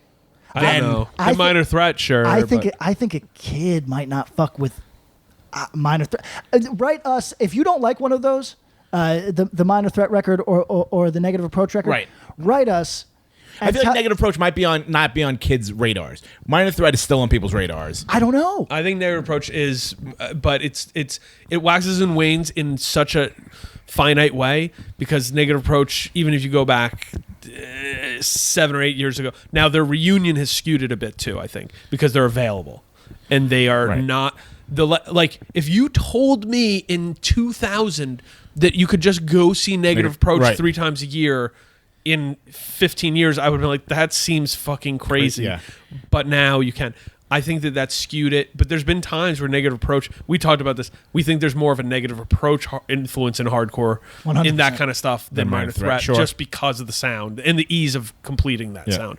All right, so to go back to what I was getting to. They both saw what they did. They wrote near perfect 7-inches and realized we can't copy that as a 12-inch and expect the same results. We need to change it up a little bit. Minor Threat actually did it from the first 7-inch to the second 7-inch, where they tweaked their sound a little bit, and then from those 2 7-inches to Out of Step, another big tweak. Negative Approach from the 7-inch to Tied Down, same deal. They start writing songs that are a little longer, start doing some different stuff, but it's the same. You can listen to that, and it makes perfect sense. If Inside Out were to follow that format, that sound could have gone 18 different ways. Do we see it going groovier? Do we see it going crunchier? Do we see it going more like the song Redemption and going more melodic? It could have gone any of those directions. Okay. I think I've done shows with the guys in Modern Life is War, but I don't really know them. Yeah. You know what I mean? Sure. I never thought about it, but I'd be really curious to hear what impact Inside Out, aside from the general impact that we're all listening to that. Yeah. If you're of a certain age, that was mandatory listening, right? But I'm not suggesting that a new Inside Out record would sound like a Modern Life is War record. But what I'm I see saying where you're is, going with it. what I'm saying is that what made Modern Life is War what made them stand out at the time was kind of a willingness to chance being boring in exchange for an epic feel. Does that sound correct? Sure. Because like that song that Free did. Right. It's a long ass song. That's what I'm saying. Yeah. So I bet the late if there was an Inside Out LP, I bet that it would have been crunchier. I don't think it would have been groovier, but what I really think is it would have chanced being boring in exchange for epic. Right. That's what I 2.5 think. minute songs would be out the window. There'd be 4.5 minute things. I think you're right on that. I think we also low rate the importance of Inside Out to the New Age Records catalog. Oh, right? Like I think that influenced all that New Age, the classic New Age. That's stuff, what I was saying. Like, which is crazy though, because it was right there. It was within like a year. Well, right, and that's why I was saying that maybe they were all sipping on the same thing, or maybe Inside Out was so like you just fell in love with that when you that saw record it. was big right Yeah, away, right. and I think it was there. All right, so that was a good one. That's a good question. We got a few more actually, so let's Can you do imagine some what going ifs. from having Zach to Rob 108 as your singer? You're blessed. That's person. fucking insane. You're blessed. Yeah. It's a very different feel too. All right, Two of the best that ever did it. this is a very different kind of question. Jack Nealon on Twitter asked, What up, Jack? "What if Hatebreed broke up after the first record?" So we're talking Under the Knife, right? Or are we talking Oh, no, Satisfaction? I think we're talking Satisfaction. Satisfaction? Okay, I Satisfaction. think. Okay. All right, after Satisfaction. So interesting thing. Satisfaction. We just did a listen of some of that '90s material. Satisfaction is actually later than I thought. 97? Yeah. Is that right? Or is it 95? Might be 95. No, it's not 95. It's like 96 or 97. Either way, Satisfaction? it's 97. It's later than I thought, right? That's 97. later than I thought. Yeah. So that impacts my view of this a little bit, because was Hatebreed a revelation that changed a lot of heavy music for at least a decade? Yeah. Undeniably, right? Yes. But there was in the water.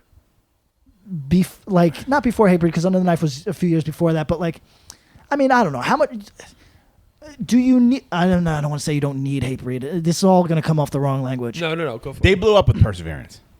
They became like Hatebreed. right? But Satisfaction was, there's people that is their. It's their age of quarrel. It's age of quarrel for like the new kids. 100%. There you go. Yes. For anyone under 40, that's their age of quarrel. Correct. Not right. me. So, no, sure. but, Well, but For a lot of people under 40. a lot of people. Most. A lot of people. And, Under 35? And no, I mean, Maybe under 40. I don't know. I mean, a lot of people. The point is. I have a good follow-up question. I would like to know what Bob's age of quarrel is. Age of quarrel. Okay. There you go.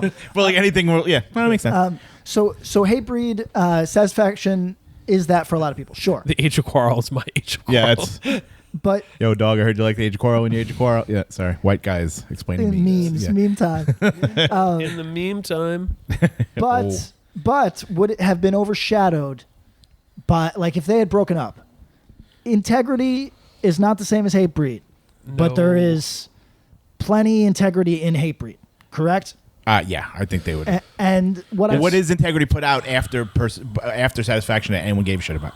no, not. Well, I mean, plenty, I love but not Perseverance. to the same. No, but I'm saying, what did Integrity put out? Oh, Integrity. Pardon me. That era. Sure. Okay. Yes. Nothing I mean, right if we're really being no, honest. it's being honest. It's fine. After Humanity. And you can look. What's the record after Humanity? It's Humanity. Seasons and the Size of Days. Seasons. Nobody really cares. People like fall off on Seasons, Seasons. but Seasons is the breaker. That's the tipping point. And After there's that, people in the modern era who really ride for some of the later stuff, Yeah. but it's not even in the same conversation. Let's be real. No, sure. Right. And So it wouldn't have been like Integrity would have like taken Hatebreed's spot. I don't think so. no, but what I'm saying is that, and I'm taking nothing away from Hatebreed. No. I think, are you asking the question, Hatebreed's record, Satisfaction, was big, huge, blah, blah, blah. Would it have been as big, huge, and blah, blah, blah if they weren't relentlessly out there putting it out to everyone? I think the answer is definitely no. Definitely no. No, you're I right. think it still would have been remembered. It still would be a record people look at. But like many things, if it only hits for a minute and then it's gone, people look at it and go, "That was a great record." I don't know Would they about be that having a band. big reunion like last year at a big festival? Probably. Yeah. Yeah, maybe. You know and, what I mean? But we might even a big festival, because like think about how big Hatebreed's ceiling is, so much higher than 99% of big hardcore bands. Like think about this: the Cro-Mags never got to 1/10 as big as Hatebreed did. Right. You know what I True. mean? That's true. And like the biggest reunion a Cro-Mag show could play is, I don't know, let's say 2,000 people, maybe at the most. Yeah. At the most. So I think we'd be looking at that. Hatebreed would be looked at. Let's say they do Satisfaction, and they play a handful of shows after and break up. They would be looked at. They would be remembered. There would be bands who take their sound, but I think a lot of that sound would have been lost, or someone else would have had to come in and really That's what I'm suggesting. Somebody would have filled the gap. Here's a good question as a follow-up off this, and I would wonder, and maybe we'll ask the players in this, if Hatebreed didn't exist in the way that they existed, does a band like Terror exist? Oh, good question. Because I think a dude like a kid like Todd Jones would have been a student of that, would have definitely been aware of Hatebreed.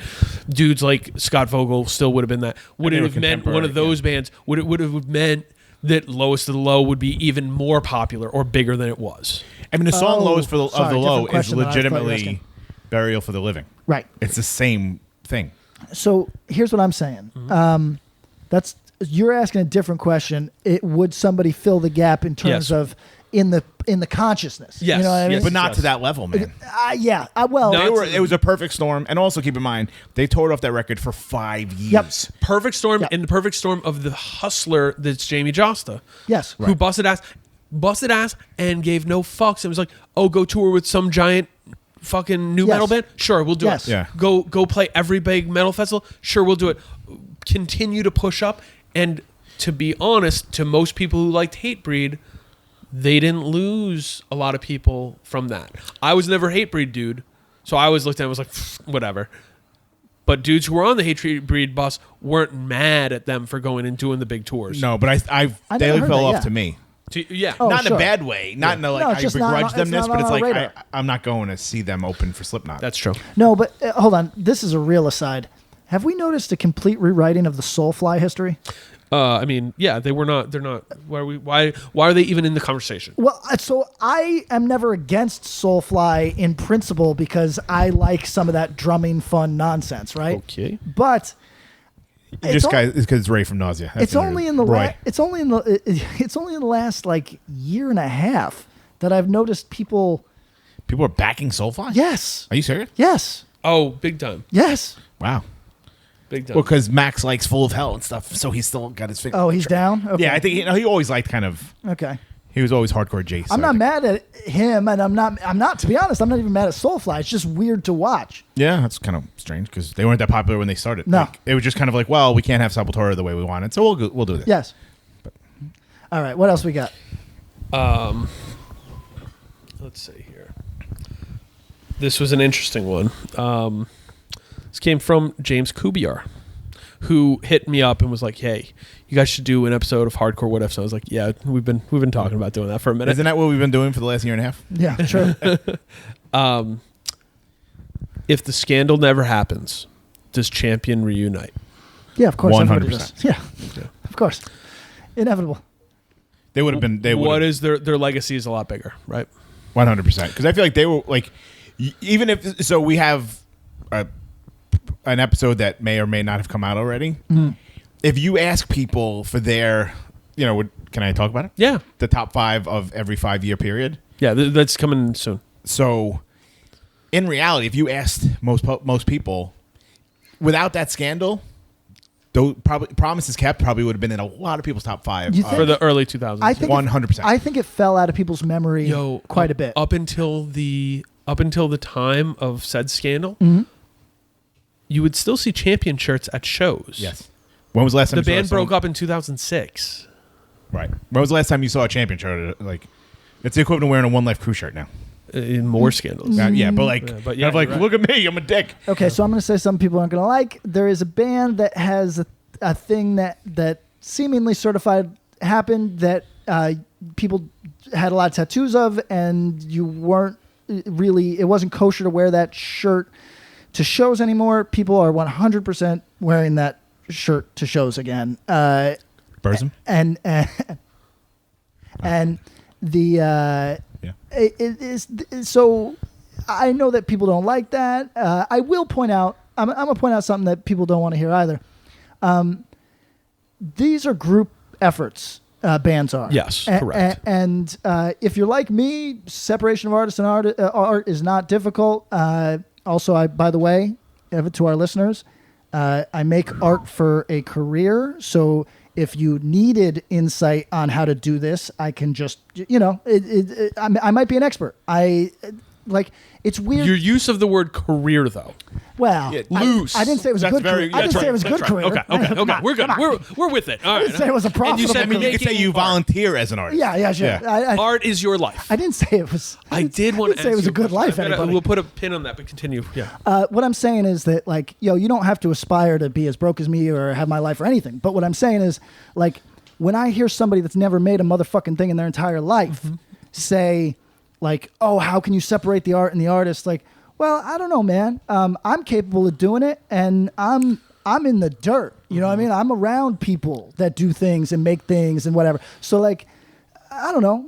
Maybe I could advise you, because it seems complicated for your fucking CPA ass to fucking figure this out. But for those of us that fucking create, yes. It's not wild.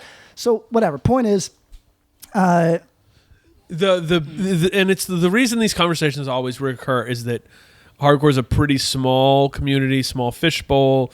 We don't want people who do bad things in it. We occasionally try to cancel them or get them out of it.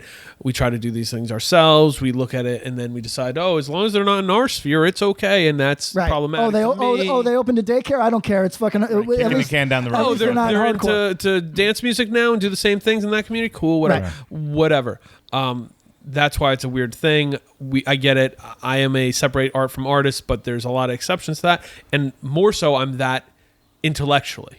And to make a personal choice, I make personal choices about that all the time. Also, does anybody mishear us? I don't know. So there's no. They could. There's not a goon in this room. But is it fair to say that we are capable of separating art versus artist? That doesn't mean somebody shouldn't get punched in the side of their head. Well, and I mean, because you can doesn't mean you have to. It just means what you listen to. And I think you end up as pure separate art from artist. I end up, I lean that way, but and Tom publicly will go, I separate. Yeah, I won't. Listen. I won't. And I think that's the move. Tolerate. Because I think he's speaking for himself very, very specifically. And I'm not saying you have to do that. No, exactly. I feel like it's if you know. Of course, there's terrible people out there. Mm-hmm. But if you know someone was a pederast for better, I don't give a fuck if you're singing stuff that it's dude, that is my entire life right there. Yeah. I don't give a fuck. I'll find someone else. That guy. But what I guess what I'm saying is maybe this is access, because there's very few people that. I mean, there's lots of artists that I listen to that I can't, they're dead, or I can't access them in some way. But most people, if I felt hey, let me dig through your records. If you're doing something, no, it's not even that. I'm saying I can just approach you at a show, or I can find you, or that's what I'm saying is I don't need to separate art versus artist, because we can resolve this personally if I believe that you're so heinous that I gotta step to you. Does that make sense? I think, right, but sometimes when people are that heinous, they disappear off the face of the earth. That's for true. anyone. That's true. Yeah. News comes out, and then they're nowhere to be found. No, that's all true. And look, not maybe everybody. You're supposed to play a fest with them, and then they don't show up, and you wonder why, and then you find out later on what happened. But not everybody's flying across the country to punch somebody in the face. I'm just saying that it's. Jay Reason does. Yeah, yes, he does. But I'm just those days are behind him. But I'm just saying. I don't know. You want to test them? I'm just saying that. It is. Would PK fly across the country? Yeah, you were talking about. No, he gets the rage up in him. I get the rage. I had the rage up in me last week. It subsides. It subsides. Who you were gonna fly out? It's not that far. I was getting I was going to the other side of the country. It was the other side of the country. I just spent 3 hours in a rage bubble. Yeah. And then when you get out of it and you see that you gotta be, and it's $400 to fly across the country. Well, that was actually the deciding factor. Yes. but what I'm saying is, that's why he booked the train, because he knew by the time he got there things would subside. Right. But what I'm saying is, did you book the train? Yeah. Yes, going across the country. Did you read that article I sent you? I don't want to see how terrible it's going to be. But anyway, my point is, yes, you can stop listening to something, or you can confront somebody personally. I just think that the further that we get away from confronting somebody personally, the more room there is for personal, intellectual, ethical confusion. That's just what I'm saying. And how much do you think it the quality of the music plays into it. It plays into it more than anybody 1000%. could ever A understand. lot, or Like you wouldn't be like, well, if it came out that all of a sudden fucking John Lennon was like a fucking, and he wasn't a great guy. He wasn't a great guy. He was by 2019 standards, he was 100% a woman abuser. And I have a 100%. mutual friend of mutual friend with John Lennon. of his son Oh yeah, from the first marriage, Sure. who grew up upstate, oh shit. Okay, and Is that Julian or guy. Sean? I think Sean. Okay. And not a great guy. and I I mean, They haven't gotten canceled. but that's the other thing is that it's also the thrust. Let's talk in our community. There's a lot of bands who present themselves as a very hard and very tough and do bad things. And guess what? They do have and will do all the things they talk about. But because of the way they present in their music, sometimes they get a pass for It's actually like, doing well, that it was stuff. understood. You told us before you did it. Yeah. Oh, you hit people with things and you sing about it. Oh, and then you hit someone with a thing. I don't think I like that, but but I like I'd be the shocked music. if you didn't. Right. Yeah. So there's a disconnect there. Let's kind of take this question because I would say Champion, while I musically never liked them. No, I think it sucks. Yes. I'll be honest. Yeah. I'll never listen to it again, but I'd never listen to it to start with. They were You'd good never seek it guys. out. Yeah, very good. There's no Lent. Right. This is a bad Lent for us But- because we're not but- giving up anything we care Yes. about. But I think it would be not cool and lying if we denied their musical impact, especially on the West Coast and especially in music. And I think the cancellation of them wholesale has led to people not listening to them, and then that sort of music having less of a place. It's some of that's coming back a little bit more, but because that there's a figurehead of a wave of music, and I think that kind of got lost. I mean, at the time they were minimally Huge. top 10, maybe top 5 biggest bands in the game at that point. I think no question. No question, top 5. Yeah, No question. yeah. You could You know, say, you like- could say 5, but it was 5. You know Like, what I mean? here's the deal. If people want to talk about this,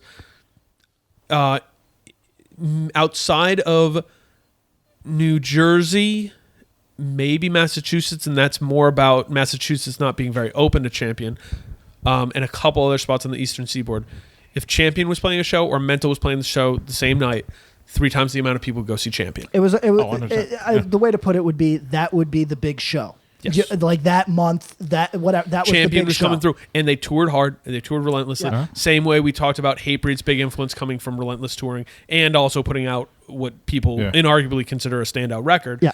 Champion, Promises Kept, was such a big record to a lot of people that 10 years later, whatever it is, or ish of release, you were still seeing people repping it, wearing the Champion long sleeves. Yep. Bridge 9 selling those shirts all the time, I mean, you can always listen to Betrayed. It's better.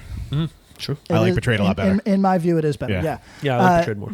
But I tend to see it differently. I think that influence was waning a great deal even before that. That was my take. I saw. Well, I mean, saw it just go I away. do agree. I do agree, but I think then if you say, okay, this was waning, but then you take a piece off the board. Yes, I mean You know, for sure. so- It doesn't help. It's Okay. like when something's not on Spotify, it's not going to help anybody's legacy. What if Ryan George from Carry On never breaks edge? Does Carry On break through to the same heights as American Nightmare? Does he No. reach level 10 straight edge and be able to see through walls and read lies? According to many people, he reached level 10 straight edge with Oh. his straight edge poetry lyrics. Oh, The that- hardest kids still sign their names with an X. you know what? That's true. He I don't know might if that's have. the actual lyrics. It's close. Is that it's close enough? It's I've something like never. the hardest kids still have the X's by their name. Or Still- something. No, I think it's still signed their name with an X. Oh, really? Yeah. I didn't like it. I'll be I was honest. never a fan. I was never a fan. You know? I mean, it was.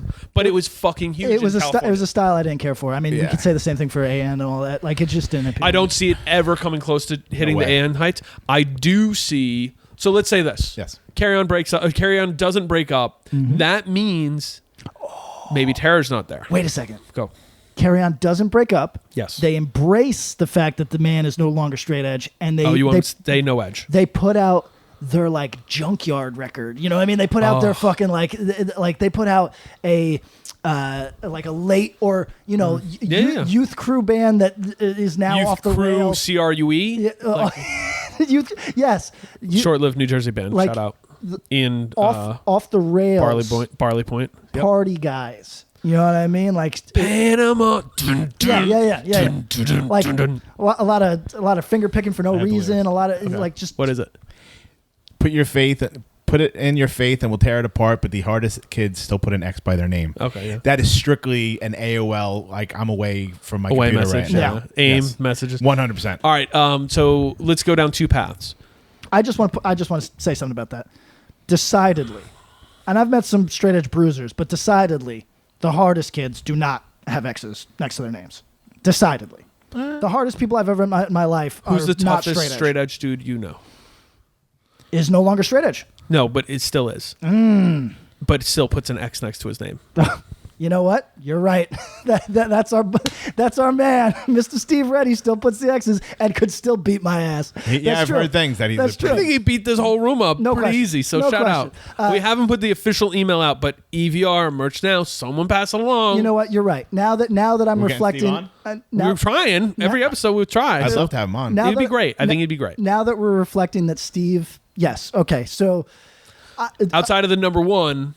outside of the number one, There We are don't- some we can't Midwest think of any. dudes Oh, sure. that are pretty fucking scary. but a lot of them sold out over the years. There was a killer. There was a guy that I would. So would we say there the was a guy- hardest kids still put an X next to their eye, like an X tag? That's you know what very I mean? Midwest. That's a little more Midwestern straight edge. A dude that everybody in the room knows. We don't need to say his name. He was the single most intimidating person that I've been in a room with because of his physical. His hands were the size of my laptop, and I'm not exaggerating. You Rich know Miles, what I mean? Like, real killer. But a lot of those kids in the Midwest, I don't think are straight edge anymore. But there was some. There's some dudes in Ohio and Michigan that would not be no jokes. Yeah, some bad boys. But anyway, point is, Safe from harm's way. He's He's big, edge. He's a pretty big guy. fucking big and guy. scary. He's a big guy. But no, I'm talking about like these. There's Like sociopath scary. like Yeah. street motherfuckers that got like. Like that dude could throw you through a wall. Yes, but does he want to do the time for it? Because we know people that'll do the time. No, for it. that's true. That's where I'm going. That's Okay, delineation. so Clean living often keeps you away from that sort of thing. But sometimes it doesn't, No. mostly in Ohio. Sometimes it does not. Right. I'm going to say Ezak doesn't put X's by his name. Correct. So that's, there A you hard go. guy. Yeah, A hard that's guy. that kind of Hardest, yeah. If dude doesn't break edge, what I think happens is they do some full time touring because those guys were all the right age, Ages and for they that, right. all the bands they eventually Tara goes and tours hard. Corey does touring with Tara, and then with Internal Affairs they Yep. tour a bunch. I think they're ready. They go do that. They probably do at least one more record, and then it's a question of what the sound goes. I don't think it goes more AN. I think lyrically that dude probably continues on that path of whatever the fuck he was doing. I think musically, if anything, they go harder. I think they end up They might have somewhere gone the between. terror route I think almost? they wouldn't have gone full terror. I think it would have been halfway there. Which, if you look through that AN core, there's a few bands who merge those two things. knock, knock, knocking on terror's door. Hi. I like. I do appreciate the Guns N' Roses turn. I think that would have been good. Oh, I have a feeling that TJ at least likes Use Your Illusion. I would You know hope. what I mean? I would at hope. least He doesn't has fuck to with Appetite. He probably I'm fucks an with Appetite Best guy. rock record Yeah, ever. I'm an appetite guy. Appetite's good. Use Your Illusion November is too Rain. much. You It's a bit November much, Rain. yeah. Come on. I'd be curious. I mean, I think AN just kind of cornered that market. And And there was just something. It was kind of like we were talking about like Billy Corgan. That like he has all these ideas, but he can never really totally bring them to fruition. Sure. Mm-hmm. I feel like AN brought everything to fruition, and everyone else couldn't. Yeah, or they did Because it. that dude is like talented enough, They did a very okay. So and he brought in the right people. I think people like that are Linus? lumped into the same Look. You know what I lumped, mean? Yeah. yeah, they were a holistic thing. But things that are lumped into the same category, such as Panic, right? Yep. Lumped in. Yep. Horror Show lumped Yep.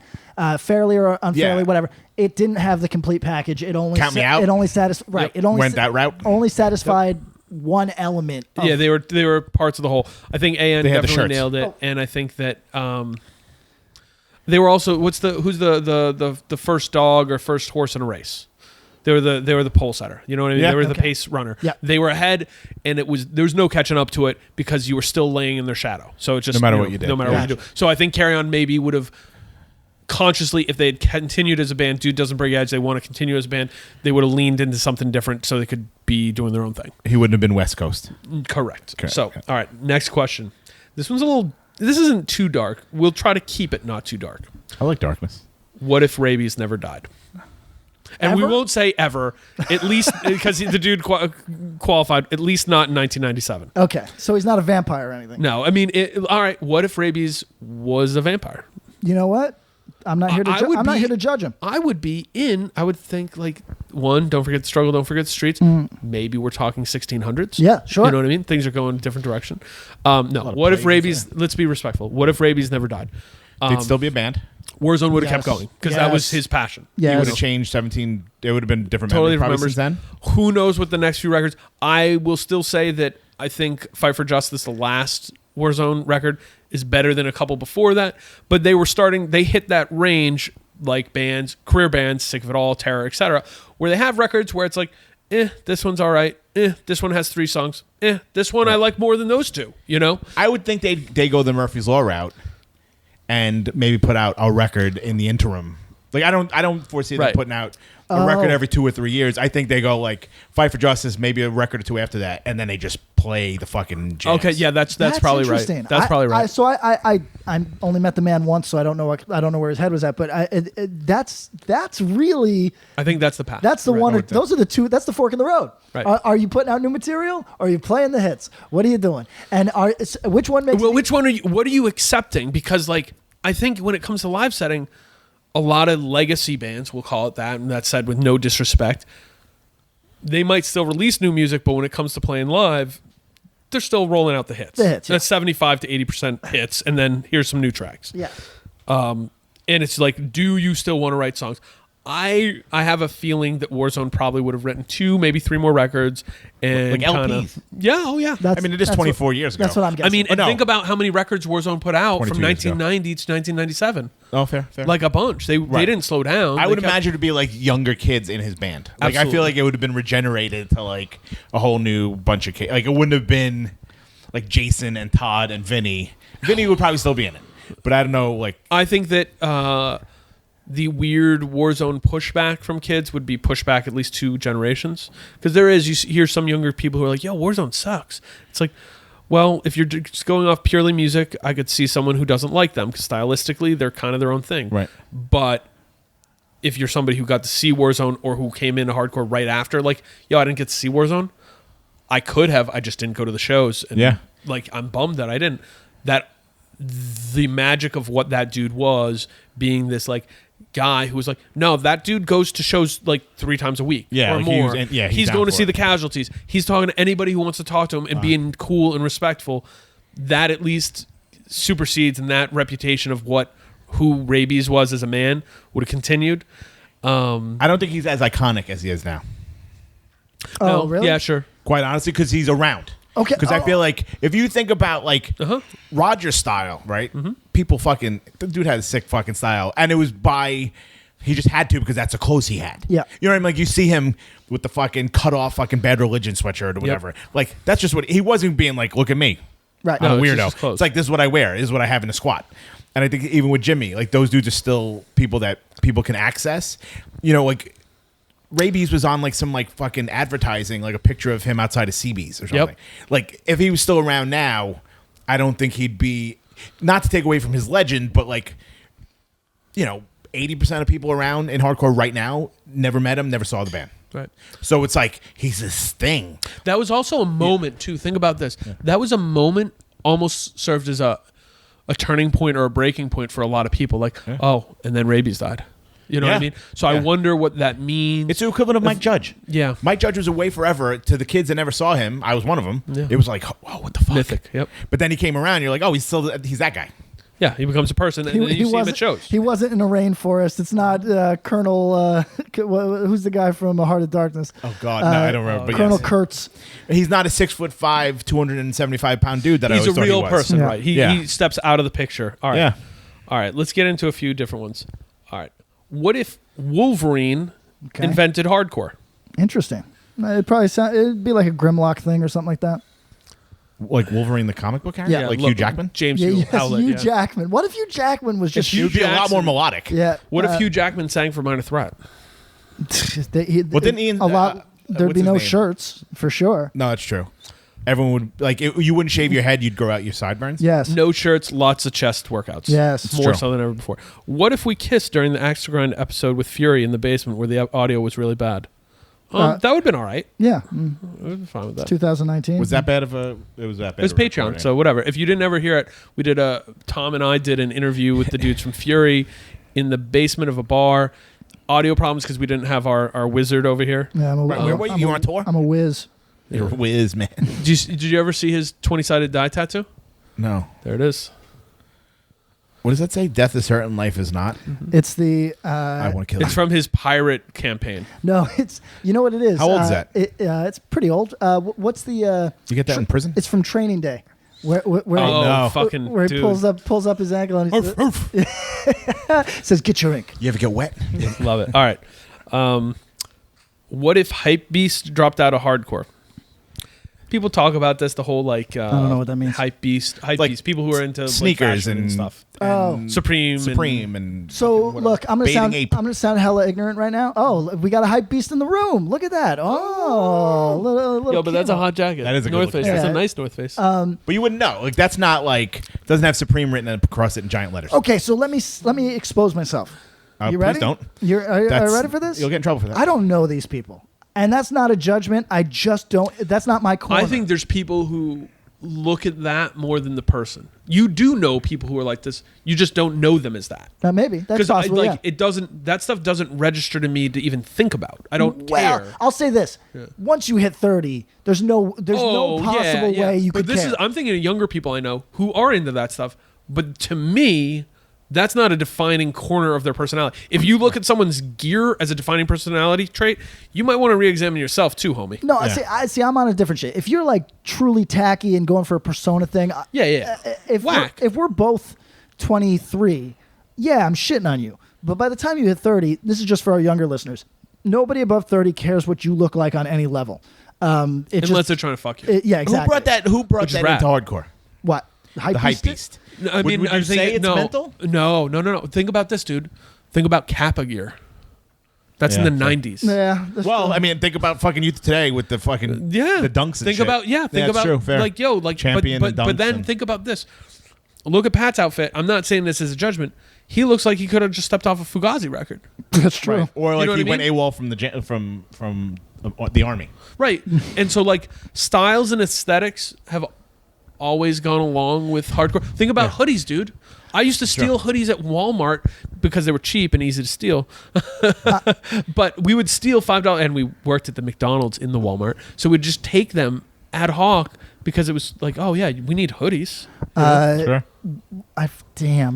Next to Dwayne's Toyland in Albany, there was some place that had champion shit that was always in the cutout bin. Yeah. Like you could get just a champion sweatshirt for $5. Now you can flip that shit for 50. Nah, yeah, exactly. I should have held on to it for 35 years. Carhartt. But the interesting youth crew.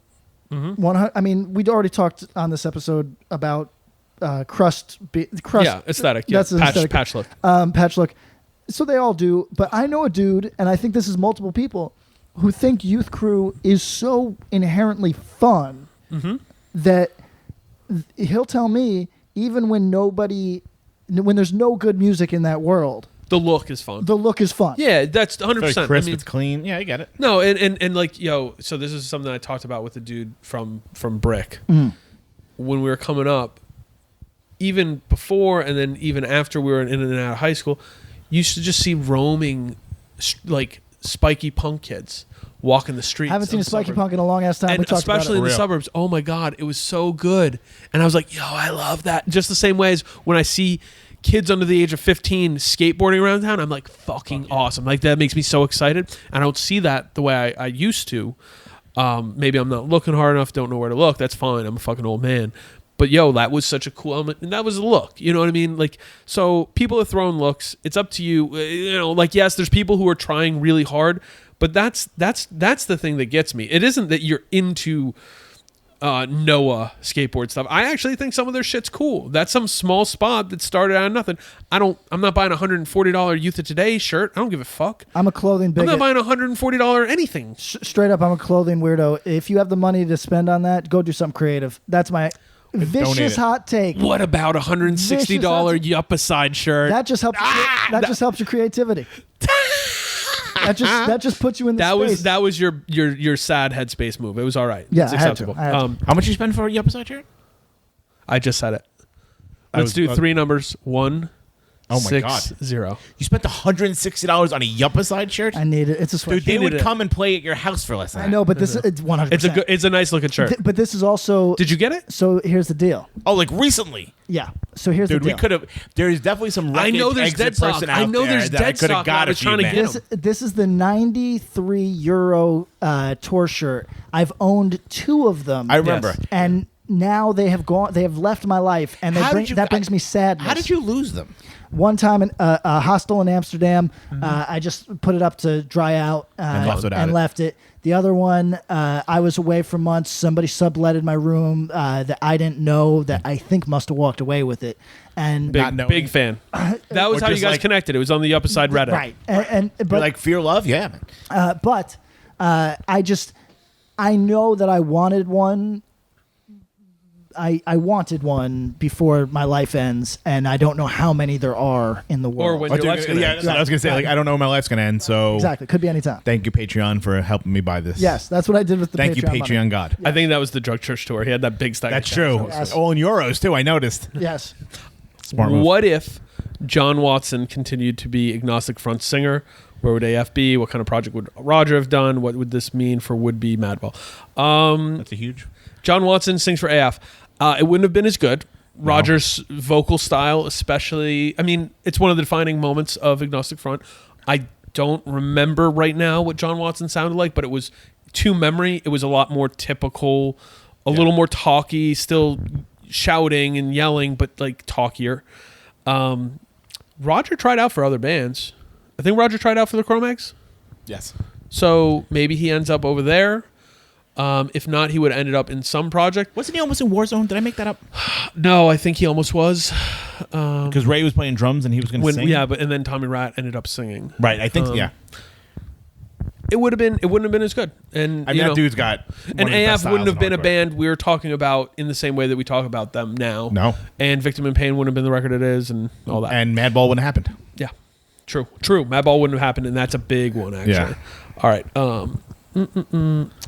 What if Youth Crew Hardcore had a revival? It did several times, the biggest one being the late 90s.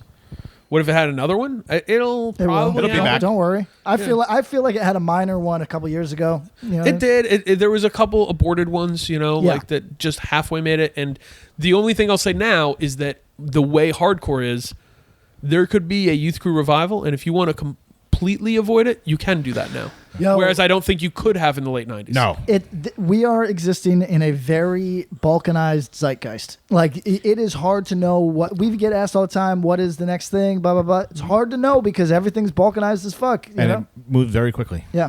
I mean, you got to think, in the late 90s, you were either metalcore or Youth Crew, it seemed like. Yep. It was like 100%. very, like... Yep. There was no other shit. Mm-hmm. Yeah. There was no, or like Dinosaur maybe Jr. Maybe you go like full melodic, but like you still probably fall into one of those boats for certain stuff. Right, you're either you're either metalcore or Youth Crew, or you're not into hardcore. You're into like fucking Saves the Day and you Foresight. You like Sensefield and fucking Promise Ring and Jazz June. Or Exactly. you're Pure Basement.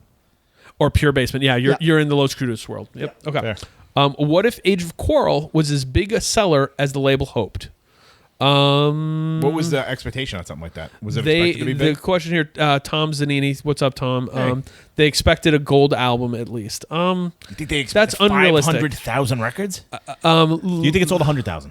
No. In its various incarnations? No, I mean, try to find a CD. There's a first pressing of the CD.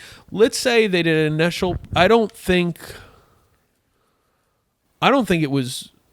I would love to see the sales on it, the actual sales. I don't think it hit 200. I don't think it hit. I think it's impossible to know. Yeah, I don't think. Bootleg so much by the members. Well, later, but I'm talking to the early incarnation. When it first came out, there were CDs of it. Right. But the CDs are kind of hard to find because they didn't make a bunch. Because they made some and they never they didn't sell out. And they didn't sell out. And they made a ton of vinyl of the first pressing. So you can get, and there's actually a few different pressings of the Age of Quarrel on vinyl, but you can get it for a decent price, even though it's considered, canonical hardcore record. If it had been bigger, they would have gone more metal than they would have gone more sellout metal on Best Wishes than they did. They would have gone, Harley, you have all of my love. Yeah. His look on the back of Best Wishes would have been just replace those colors with neons, and that's what it would have looked like. A Kiss late '80s record. You know what I mean? I don't think they would have made it to Best Wishes. No. I feel like they were too fucking volatile, and to be even bigger, either they would have been like the biggest band in the world. How like people were like, dude, Guns N' Roses, like they're fucking wild dudes. They'll fuck you up. I feel like they would have been one of those, or just broken up after 3 months because the pressure of playing arenas opening for Queensryche or whatever would be too much. Queensryche, definitely. And build an empire. What if Have Heart came back only to reset the time until people are allowed to cover Have Heart songs again? Did you ever see Have Heart covers? I don't think I ever have. I haven't, but I'm sure they've happened. 100%. Yes. I can almost guarantee you they happened in like 2007. Yeah, that's probably true. They were definitely happening while the band was still a band. Someone who's covering The Machinist somewhere. Yeah. The Machinist. What if Swinger and Huck never left Dead Guy? Yes. Okay. Go in, guys. So it would have been the Kiss Goodbye record. Yes. Maybe the other guys are the ones that were like, no, every song has to have a staccato like mosh part. Do you think that ruined the band? Like that Screaming with the Dead Guy quintet? Yeah. Oh, sure. Yes. And that's why people don't talk about Dead Guy? Tim Singer is top 3 hardcore vocalists of all time. He is absolutely perfect hardcore vocalist and incredibly intense live without moving a muscle. Yep. And he's Rollins. For people not to include him in conversations, I think top 3 is a little pushing it a little I'd bit. put him right. Maybe he's 3, but I'd put him 3. Who's above him?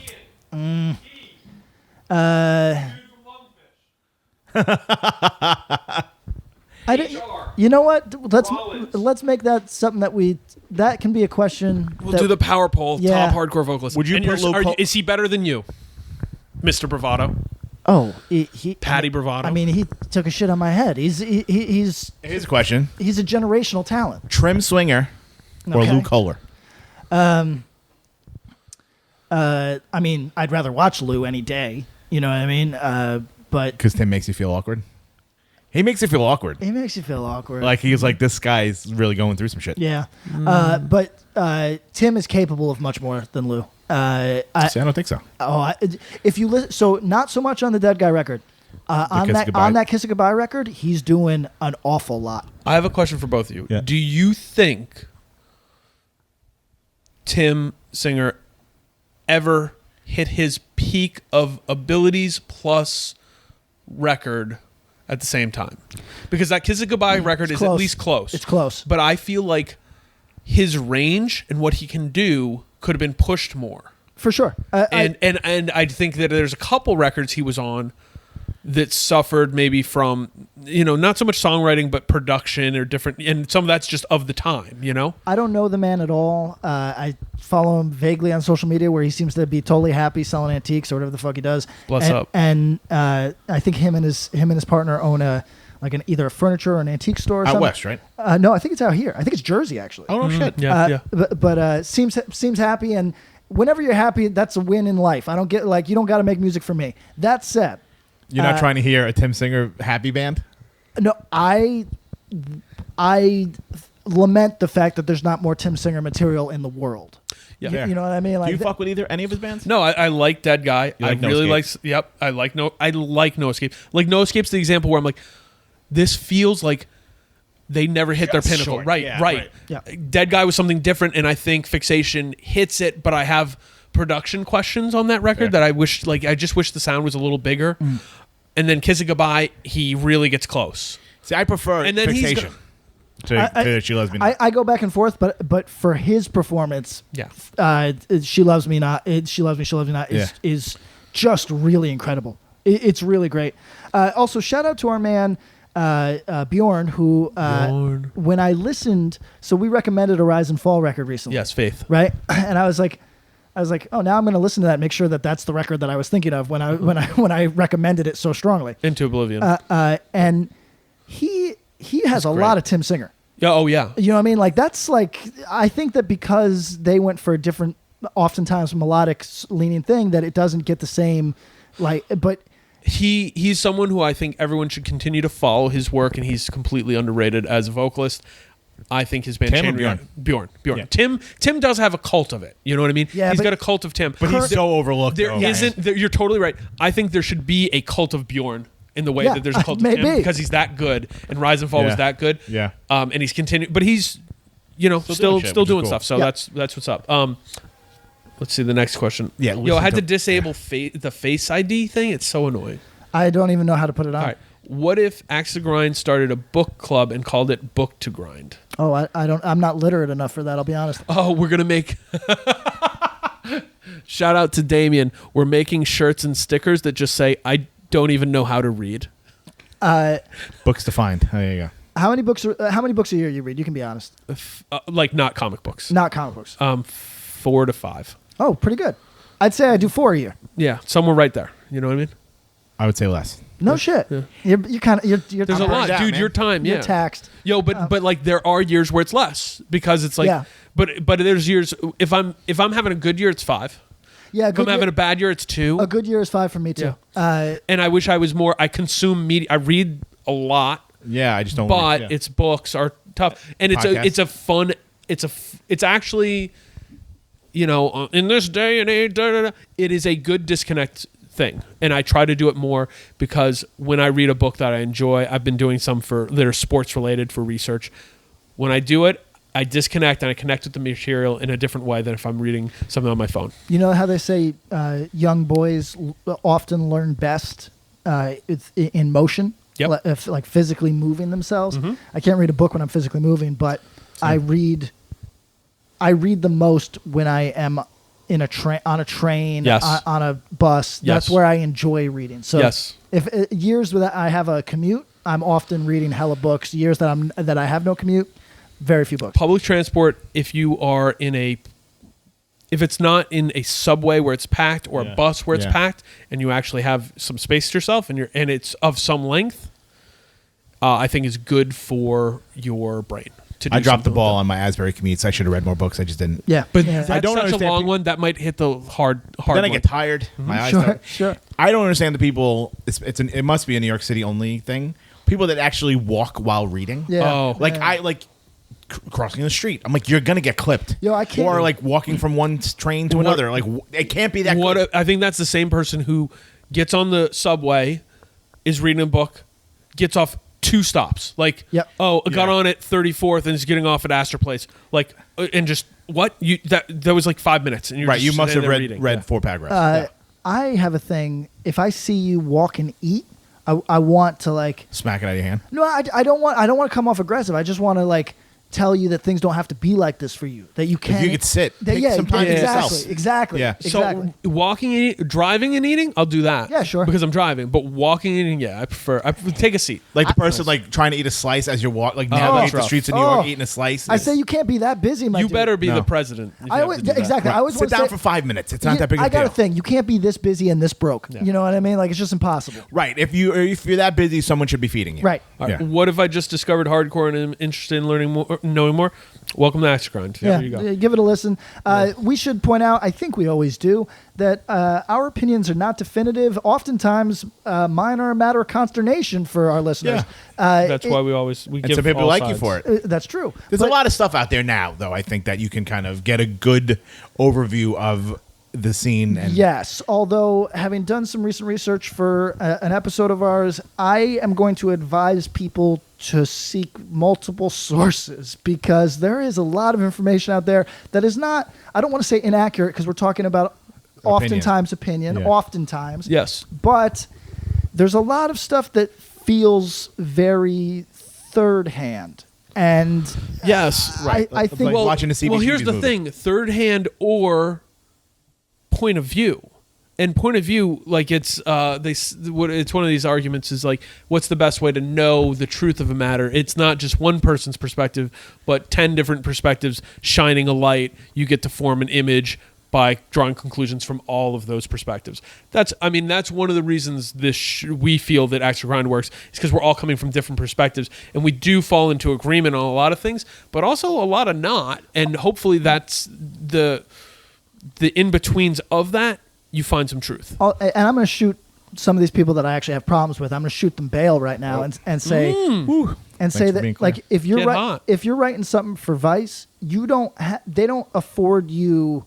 No editor's going to allow you to explain, well, I'm from the Northwest, so I have a very specific view of things. It's important to note that my perspective is informed by local politics. We weren't into this. We weren't into that. Right. You're not going to be allowed to explain that. You just have to say, that your local variation of tragedy was important, and that nobody ever heard a champion, and like whatever nonsense. There was like sometime last year, and it just tells you how fast time moves.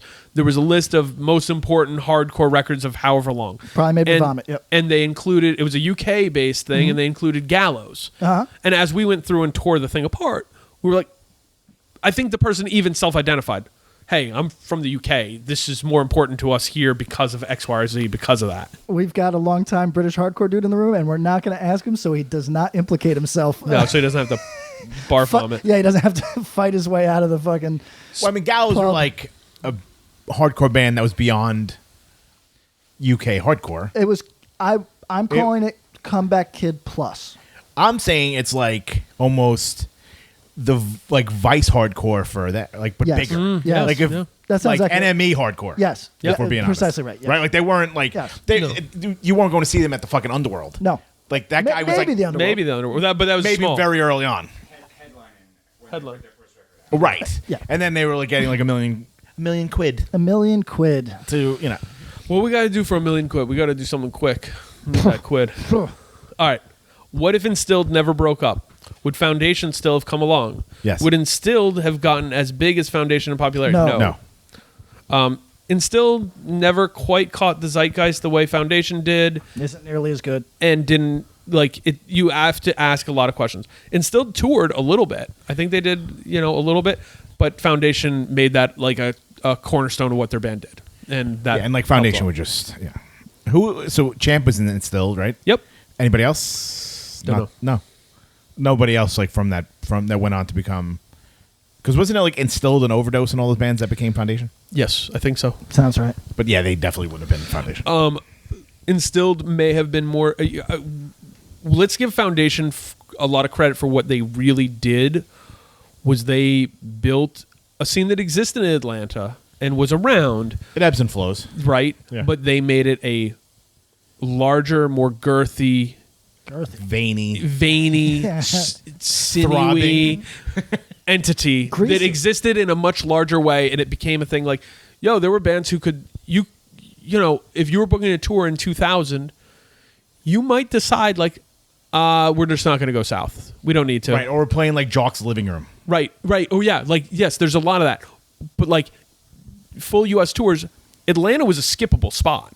100%. And I think that is not a skippable spot if you're trying to do any sort of a real tour at this point. It might be back out. I think it ebbs and flows. I think they got something coming in, but I think that it depends on what kind of band you were, etc. Like there were things that 100%. flew, and what Foundation did was build a scene large enough that it had room for a lot more than just one sound. Yep. This is a good one. What up, Avery? Q. What if hardcore didn't exist? A. I'd probably have better grades. Universal, definitely. Cheat code for hardcore. You want to get better grades in school?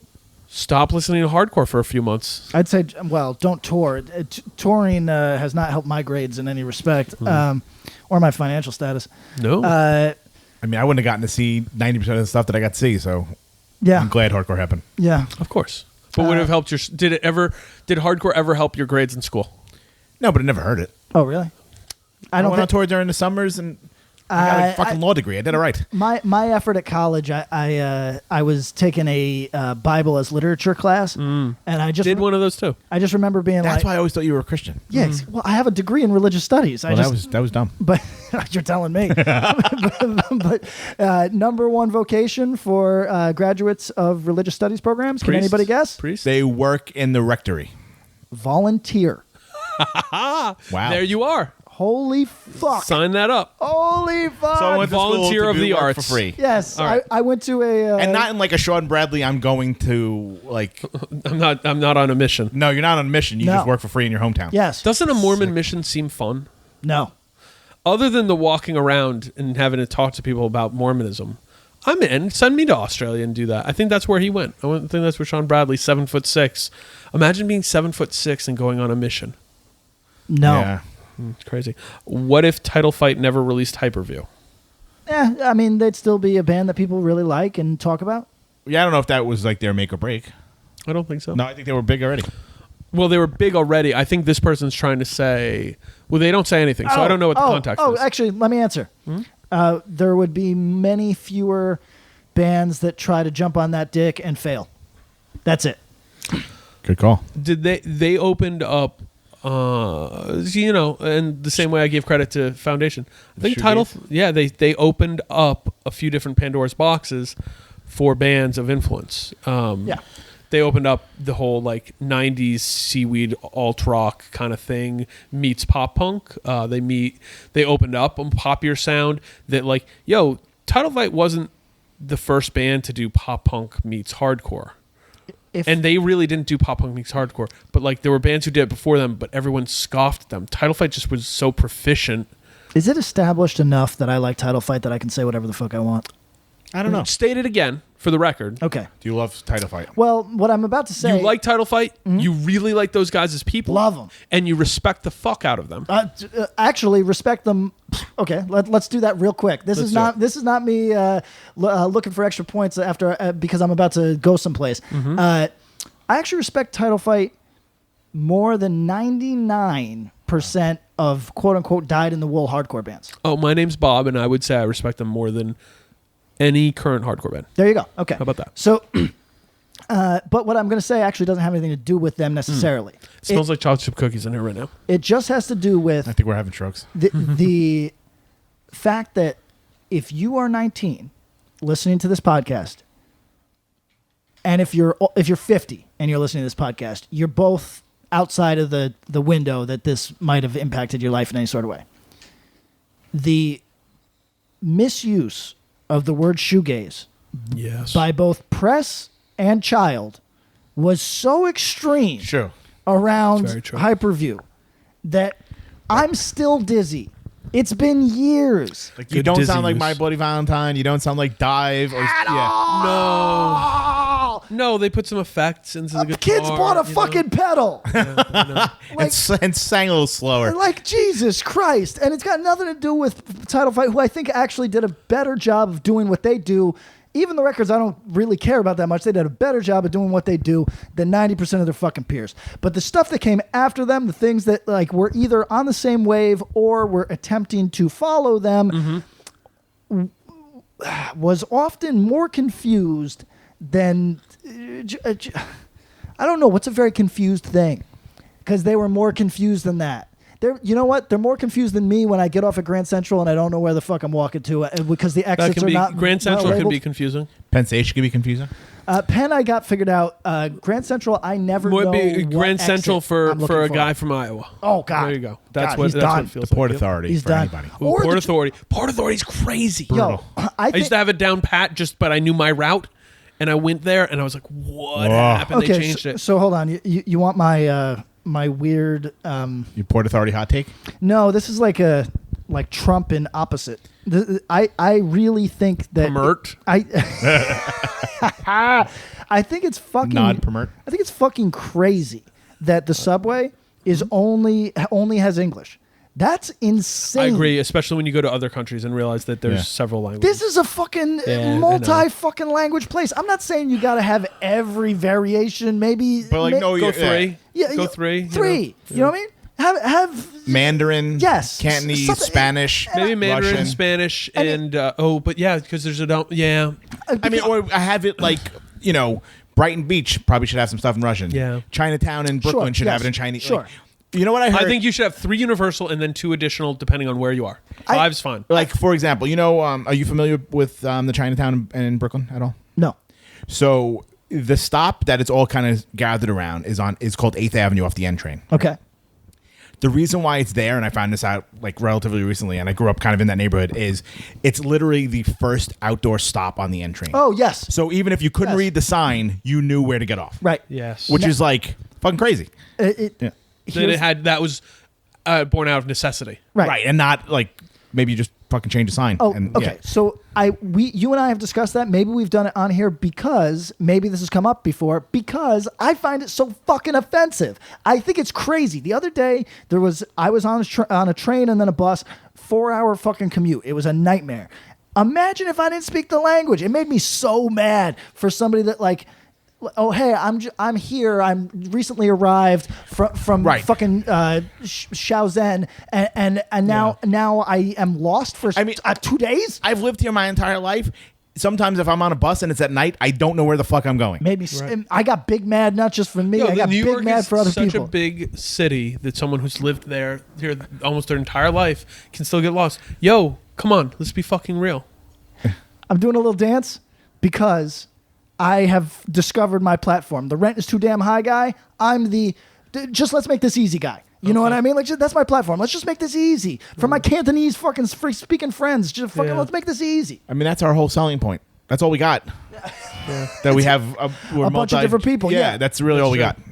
And that the subway can get you anywhere. But what if you don't know what any of the signs say? Yeah. The first time I was in Paris, because we had been to, this was the first time in Europe. I went to London, and it's pretty easy to figure it out. I speak English. Yeah. We go to Paris, and I was walking around. I'm like, oh, shit. This could be a hard time for me. I feel like I talk about this a lot. Sorry to our listeners. This is my only politics. I figured it out. This is my platform. This is my politics. I hate that somebody could get lost for 2.5 days in a fucking subway because they don't speak English. Or because they could speak maybe minor English and they're still fucked. Mm-hmm. All right, this is what you're running on. This is what I'm running on. Rent is too damn high. Who's with you, Beto or Yang? I think Yang. They're both in my cabinet. Okay, good. Who's VP though? Biden can be my VP. I like the memes. I'm pushing those. It's cool that you just want 2 white cis males as your running guys. Yang is fucking not white. I don't know his cis status, but he. I'm going Stacey Abrams. Yeah. She would be my VP. No shit. Well, she would probably be president. I'd be her VP. Okay, well, either one. She's way smarter than all of us. All right. What if Mental still played? Would the shitty metalcore phase never happen? Nah, because it was running concurrent. There was. That's. They weren't Christ. I mean, they were a fine band, but like, there's not like. Why are you acting like they're like the fucking? Also, what years were Mental big? They 03? started in 02 and got bigger in 03. 7-inch comes out 03, I think. And then run till 05. Okay, so they were like on the decline by 05, correct? Well, Planet Mental comes out, so for some people that's their peak, but for some people that's a different wave of the band. Was that popular because it was the record release show was such a destination more than the record being that good? The record release show was big, but not crazy. Actually, the record release show was at the club we went to, Club Lido. Gotcha. But it was in the smaller Upstairs, room. whatever. You remember the bar room? I do, that side? It was on that side in there, and it was packed. How many people were there? 300, 400, maybe 500? I don't know. Not. It wasn't 1,000 people. It was a really good show. The record was a lot of people's favorite Mental record.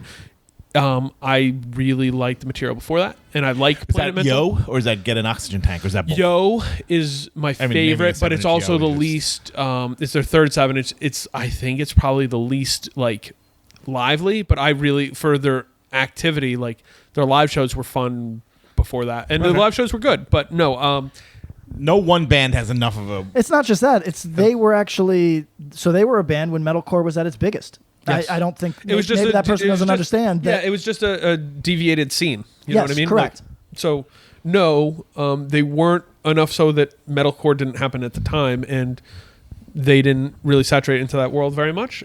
Maybe they'd give people an alternate, but that's I mean, there's no one band I think that would be like, that would never happen. No, I mean, think of American never. Nightmare. American Nightmare was 1,000 times bigger than Mental. Yes, there was fucking metalcore. They were playing with those bands. Yes, correct. Yes, they wanted to get into that world. Yes. Related to the info on the last episode, what if Jorge actually joined Sepultura post Max? Tom, you're the one for this. I think they would be pretty sick. You think so? Yeah. Because when we were talking about the Roger conversation, I was thinking like the idea of Roger joining the Cro-Mags. Now I don't love the Cro-Mags, but I literally could not do. I couldn't do the Cro-Mags. Like there's vocals that I can do, right? And yeah, you can't do JJ. I couldn't, and I don't think many people can. That's true. That's very true. No one sounds like him. Right. So like you're making a decision when you change streams like that, but I don't know if that's enough of a change of stream in Sepultura from Max to Jorge. I think it might. I don't know. I mean, he did El Nino, which was like kind of new metally. That's very true. I think of him as being. I know this is a weird. This might be a weird way to say this. He strikes me as a slower vocalist. Does that make sense to you? Yeah, but like Sepultura was slow. Yeah. Sepultura got slow. They weren't doing fucking Dead Embryonics. I do think his vocals would have fit that. Like if we were to do Roger singing for like Age of Quarrel Cro-Mags or Jorge singing for Sepultura post Max, I think Jorge could have stepped into that role. Yeah. It would have been interesting. It would have been different, but I think it would have been fine. Yeah. All right. How many we got? Because this episode is actually quite long now. Because we talked about for 45 minutes. All right, let's give it a little bit more. We're almost done with these. What if the Bad Brains stayed in DC instead of coming to New York City? What would that mean for New York hardcore and the DC sound? It's actually a fascinating question.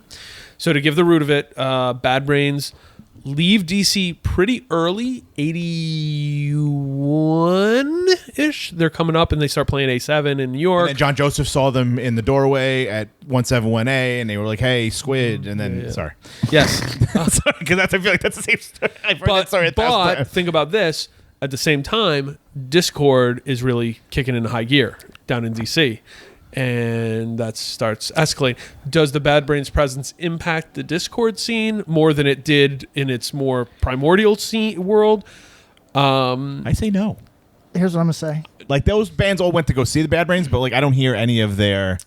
No, just in the idea of like let's go tear the throats out of whoever we're playing to. Right, but I feel like be aggressive. DC had Ian and Henry Rollins to a point. New York didn't have.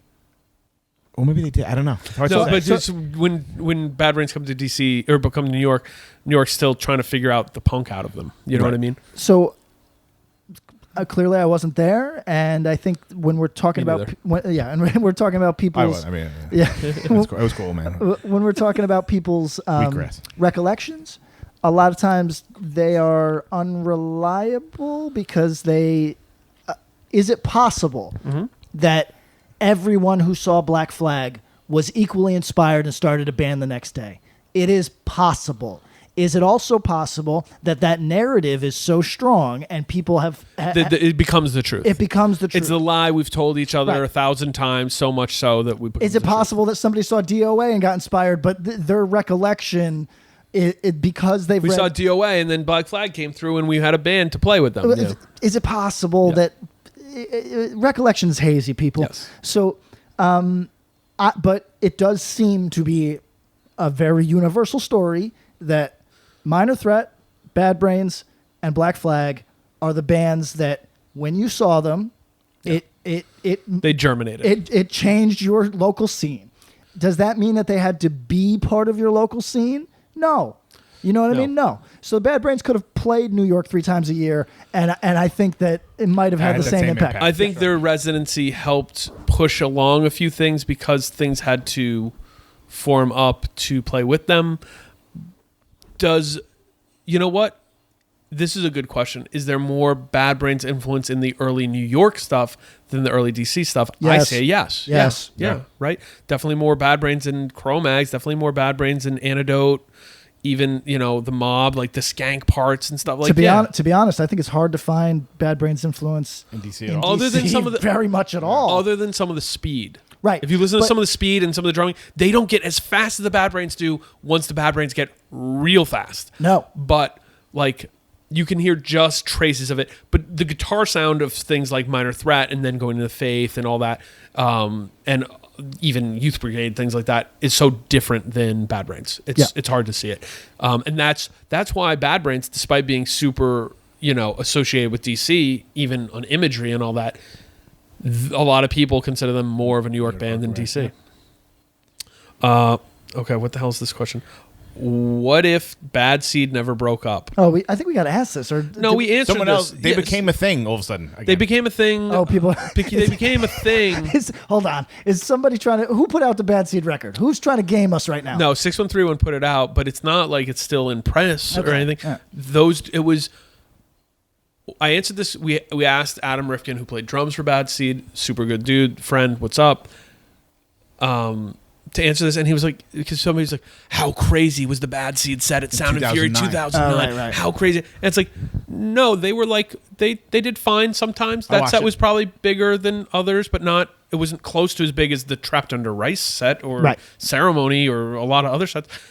But for a lot of people, I think we probably low rate Title Fight's impact as a gateway band, and then it became two of the four dudes from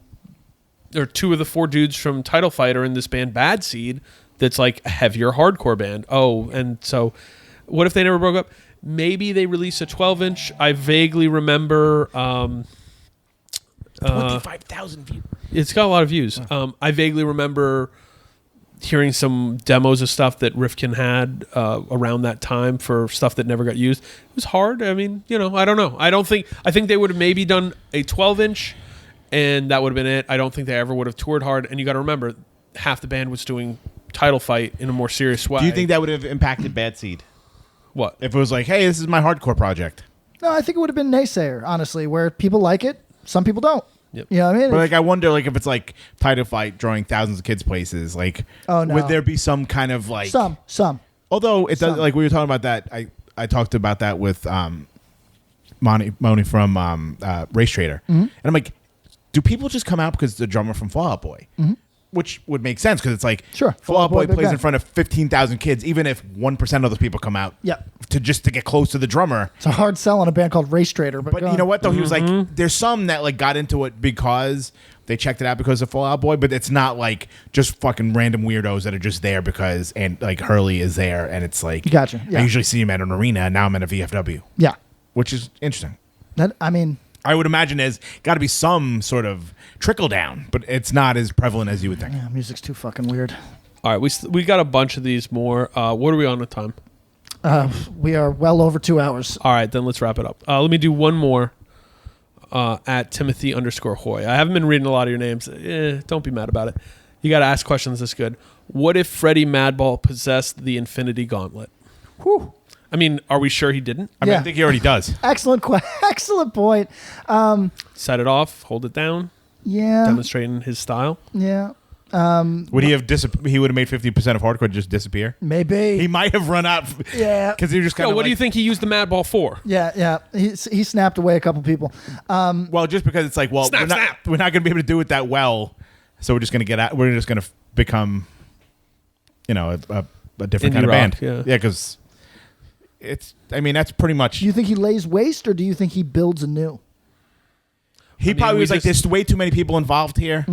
I'm just going to like lay the fucking gauntlet down, no pun intended, and just be like, you don't need to be here. I think he snapped somewhere around 2009, because think about all the Madball stuff we heard post 2010. Demonstrating my snap.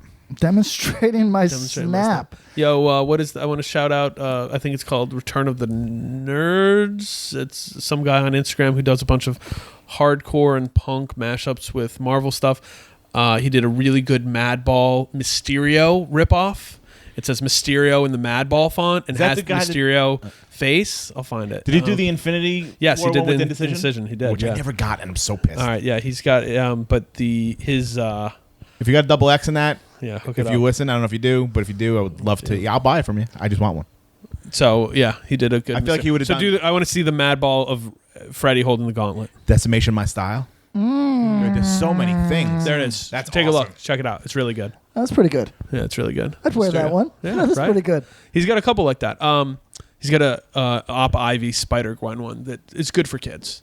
All right, that's it. Thank you for listening. Axe to Grind 2019. What's up? Thank you.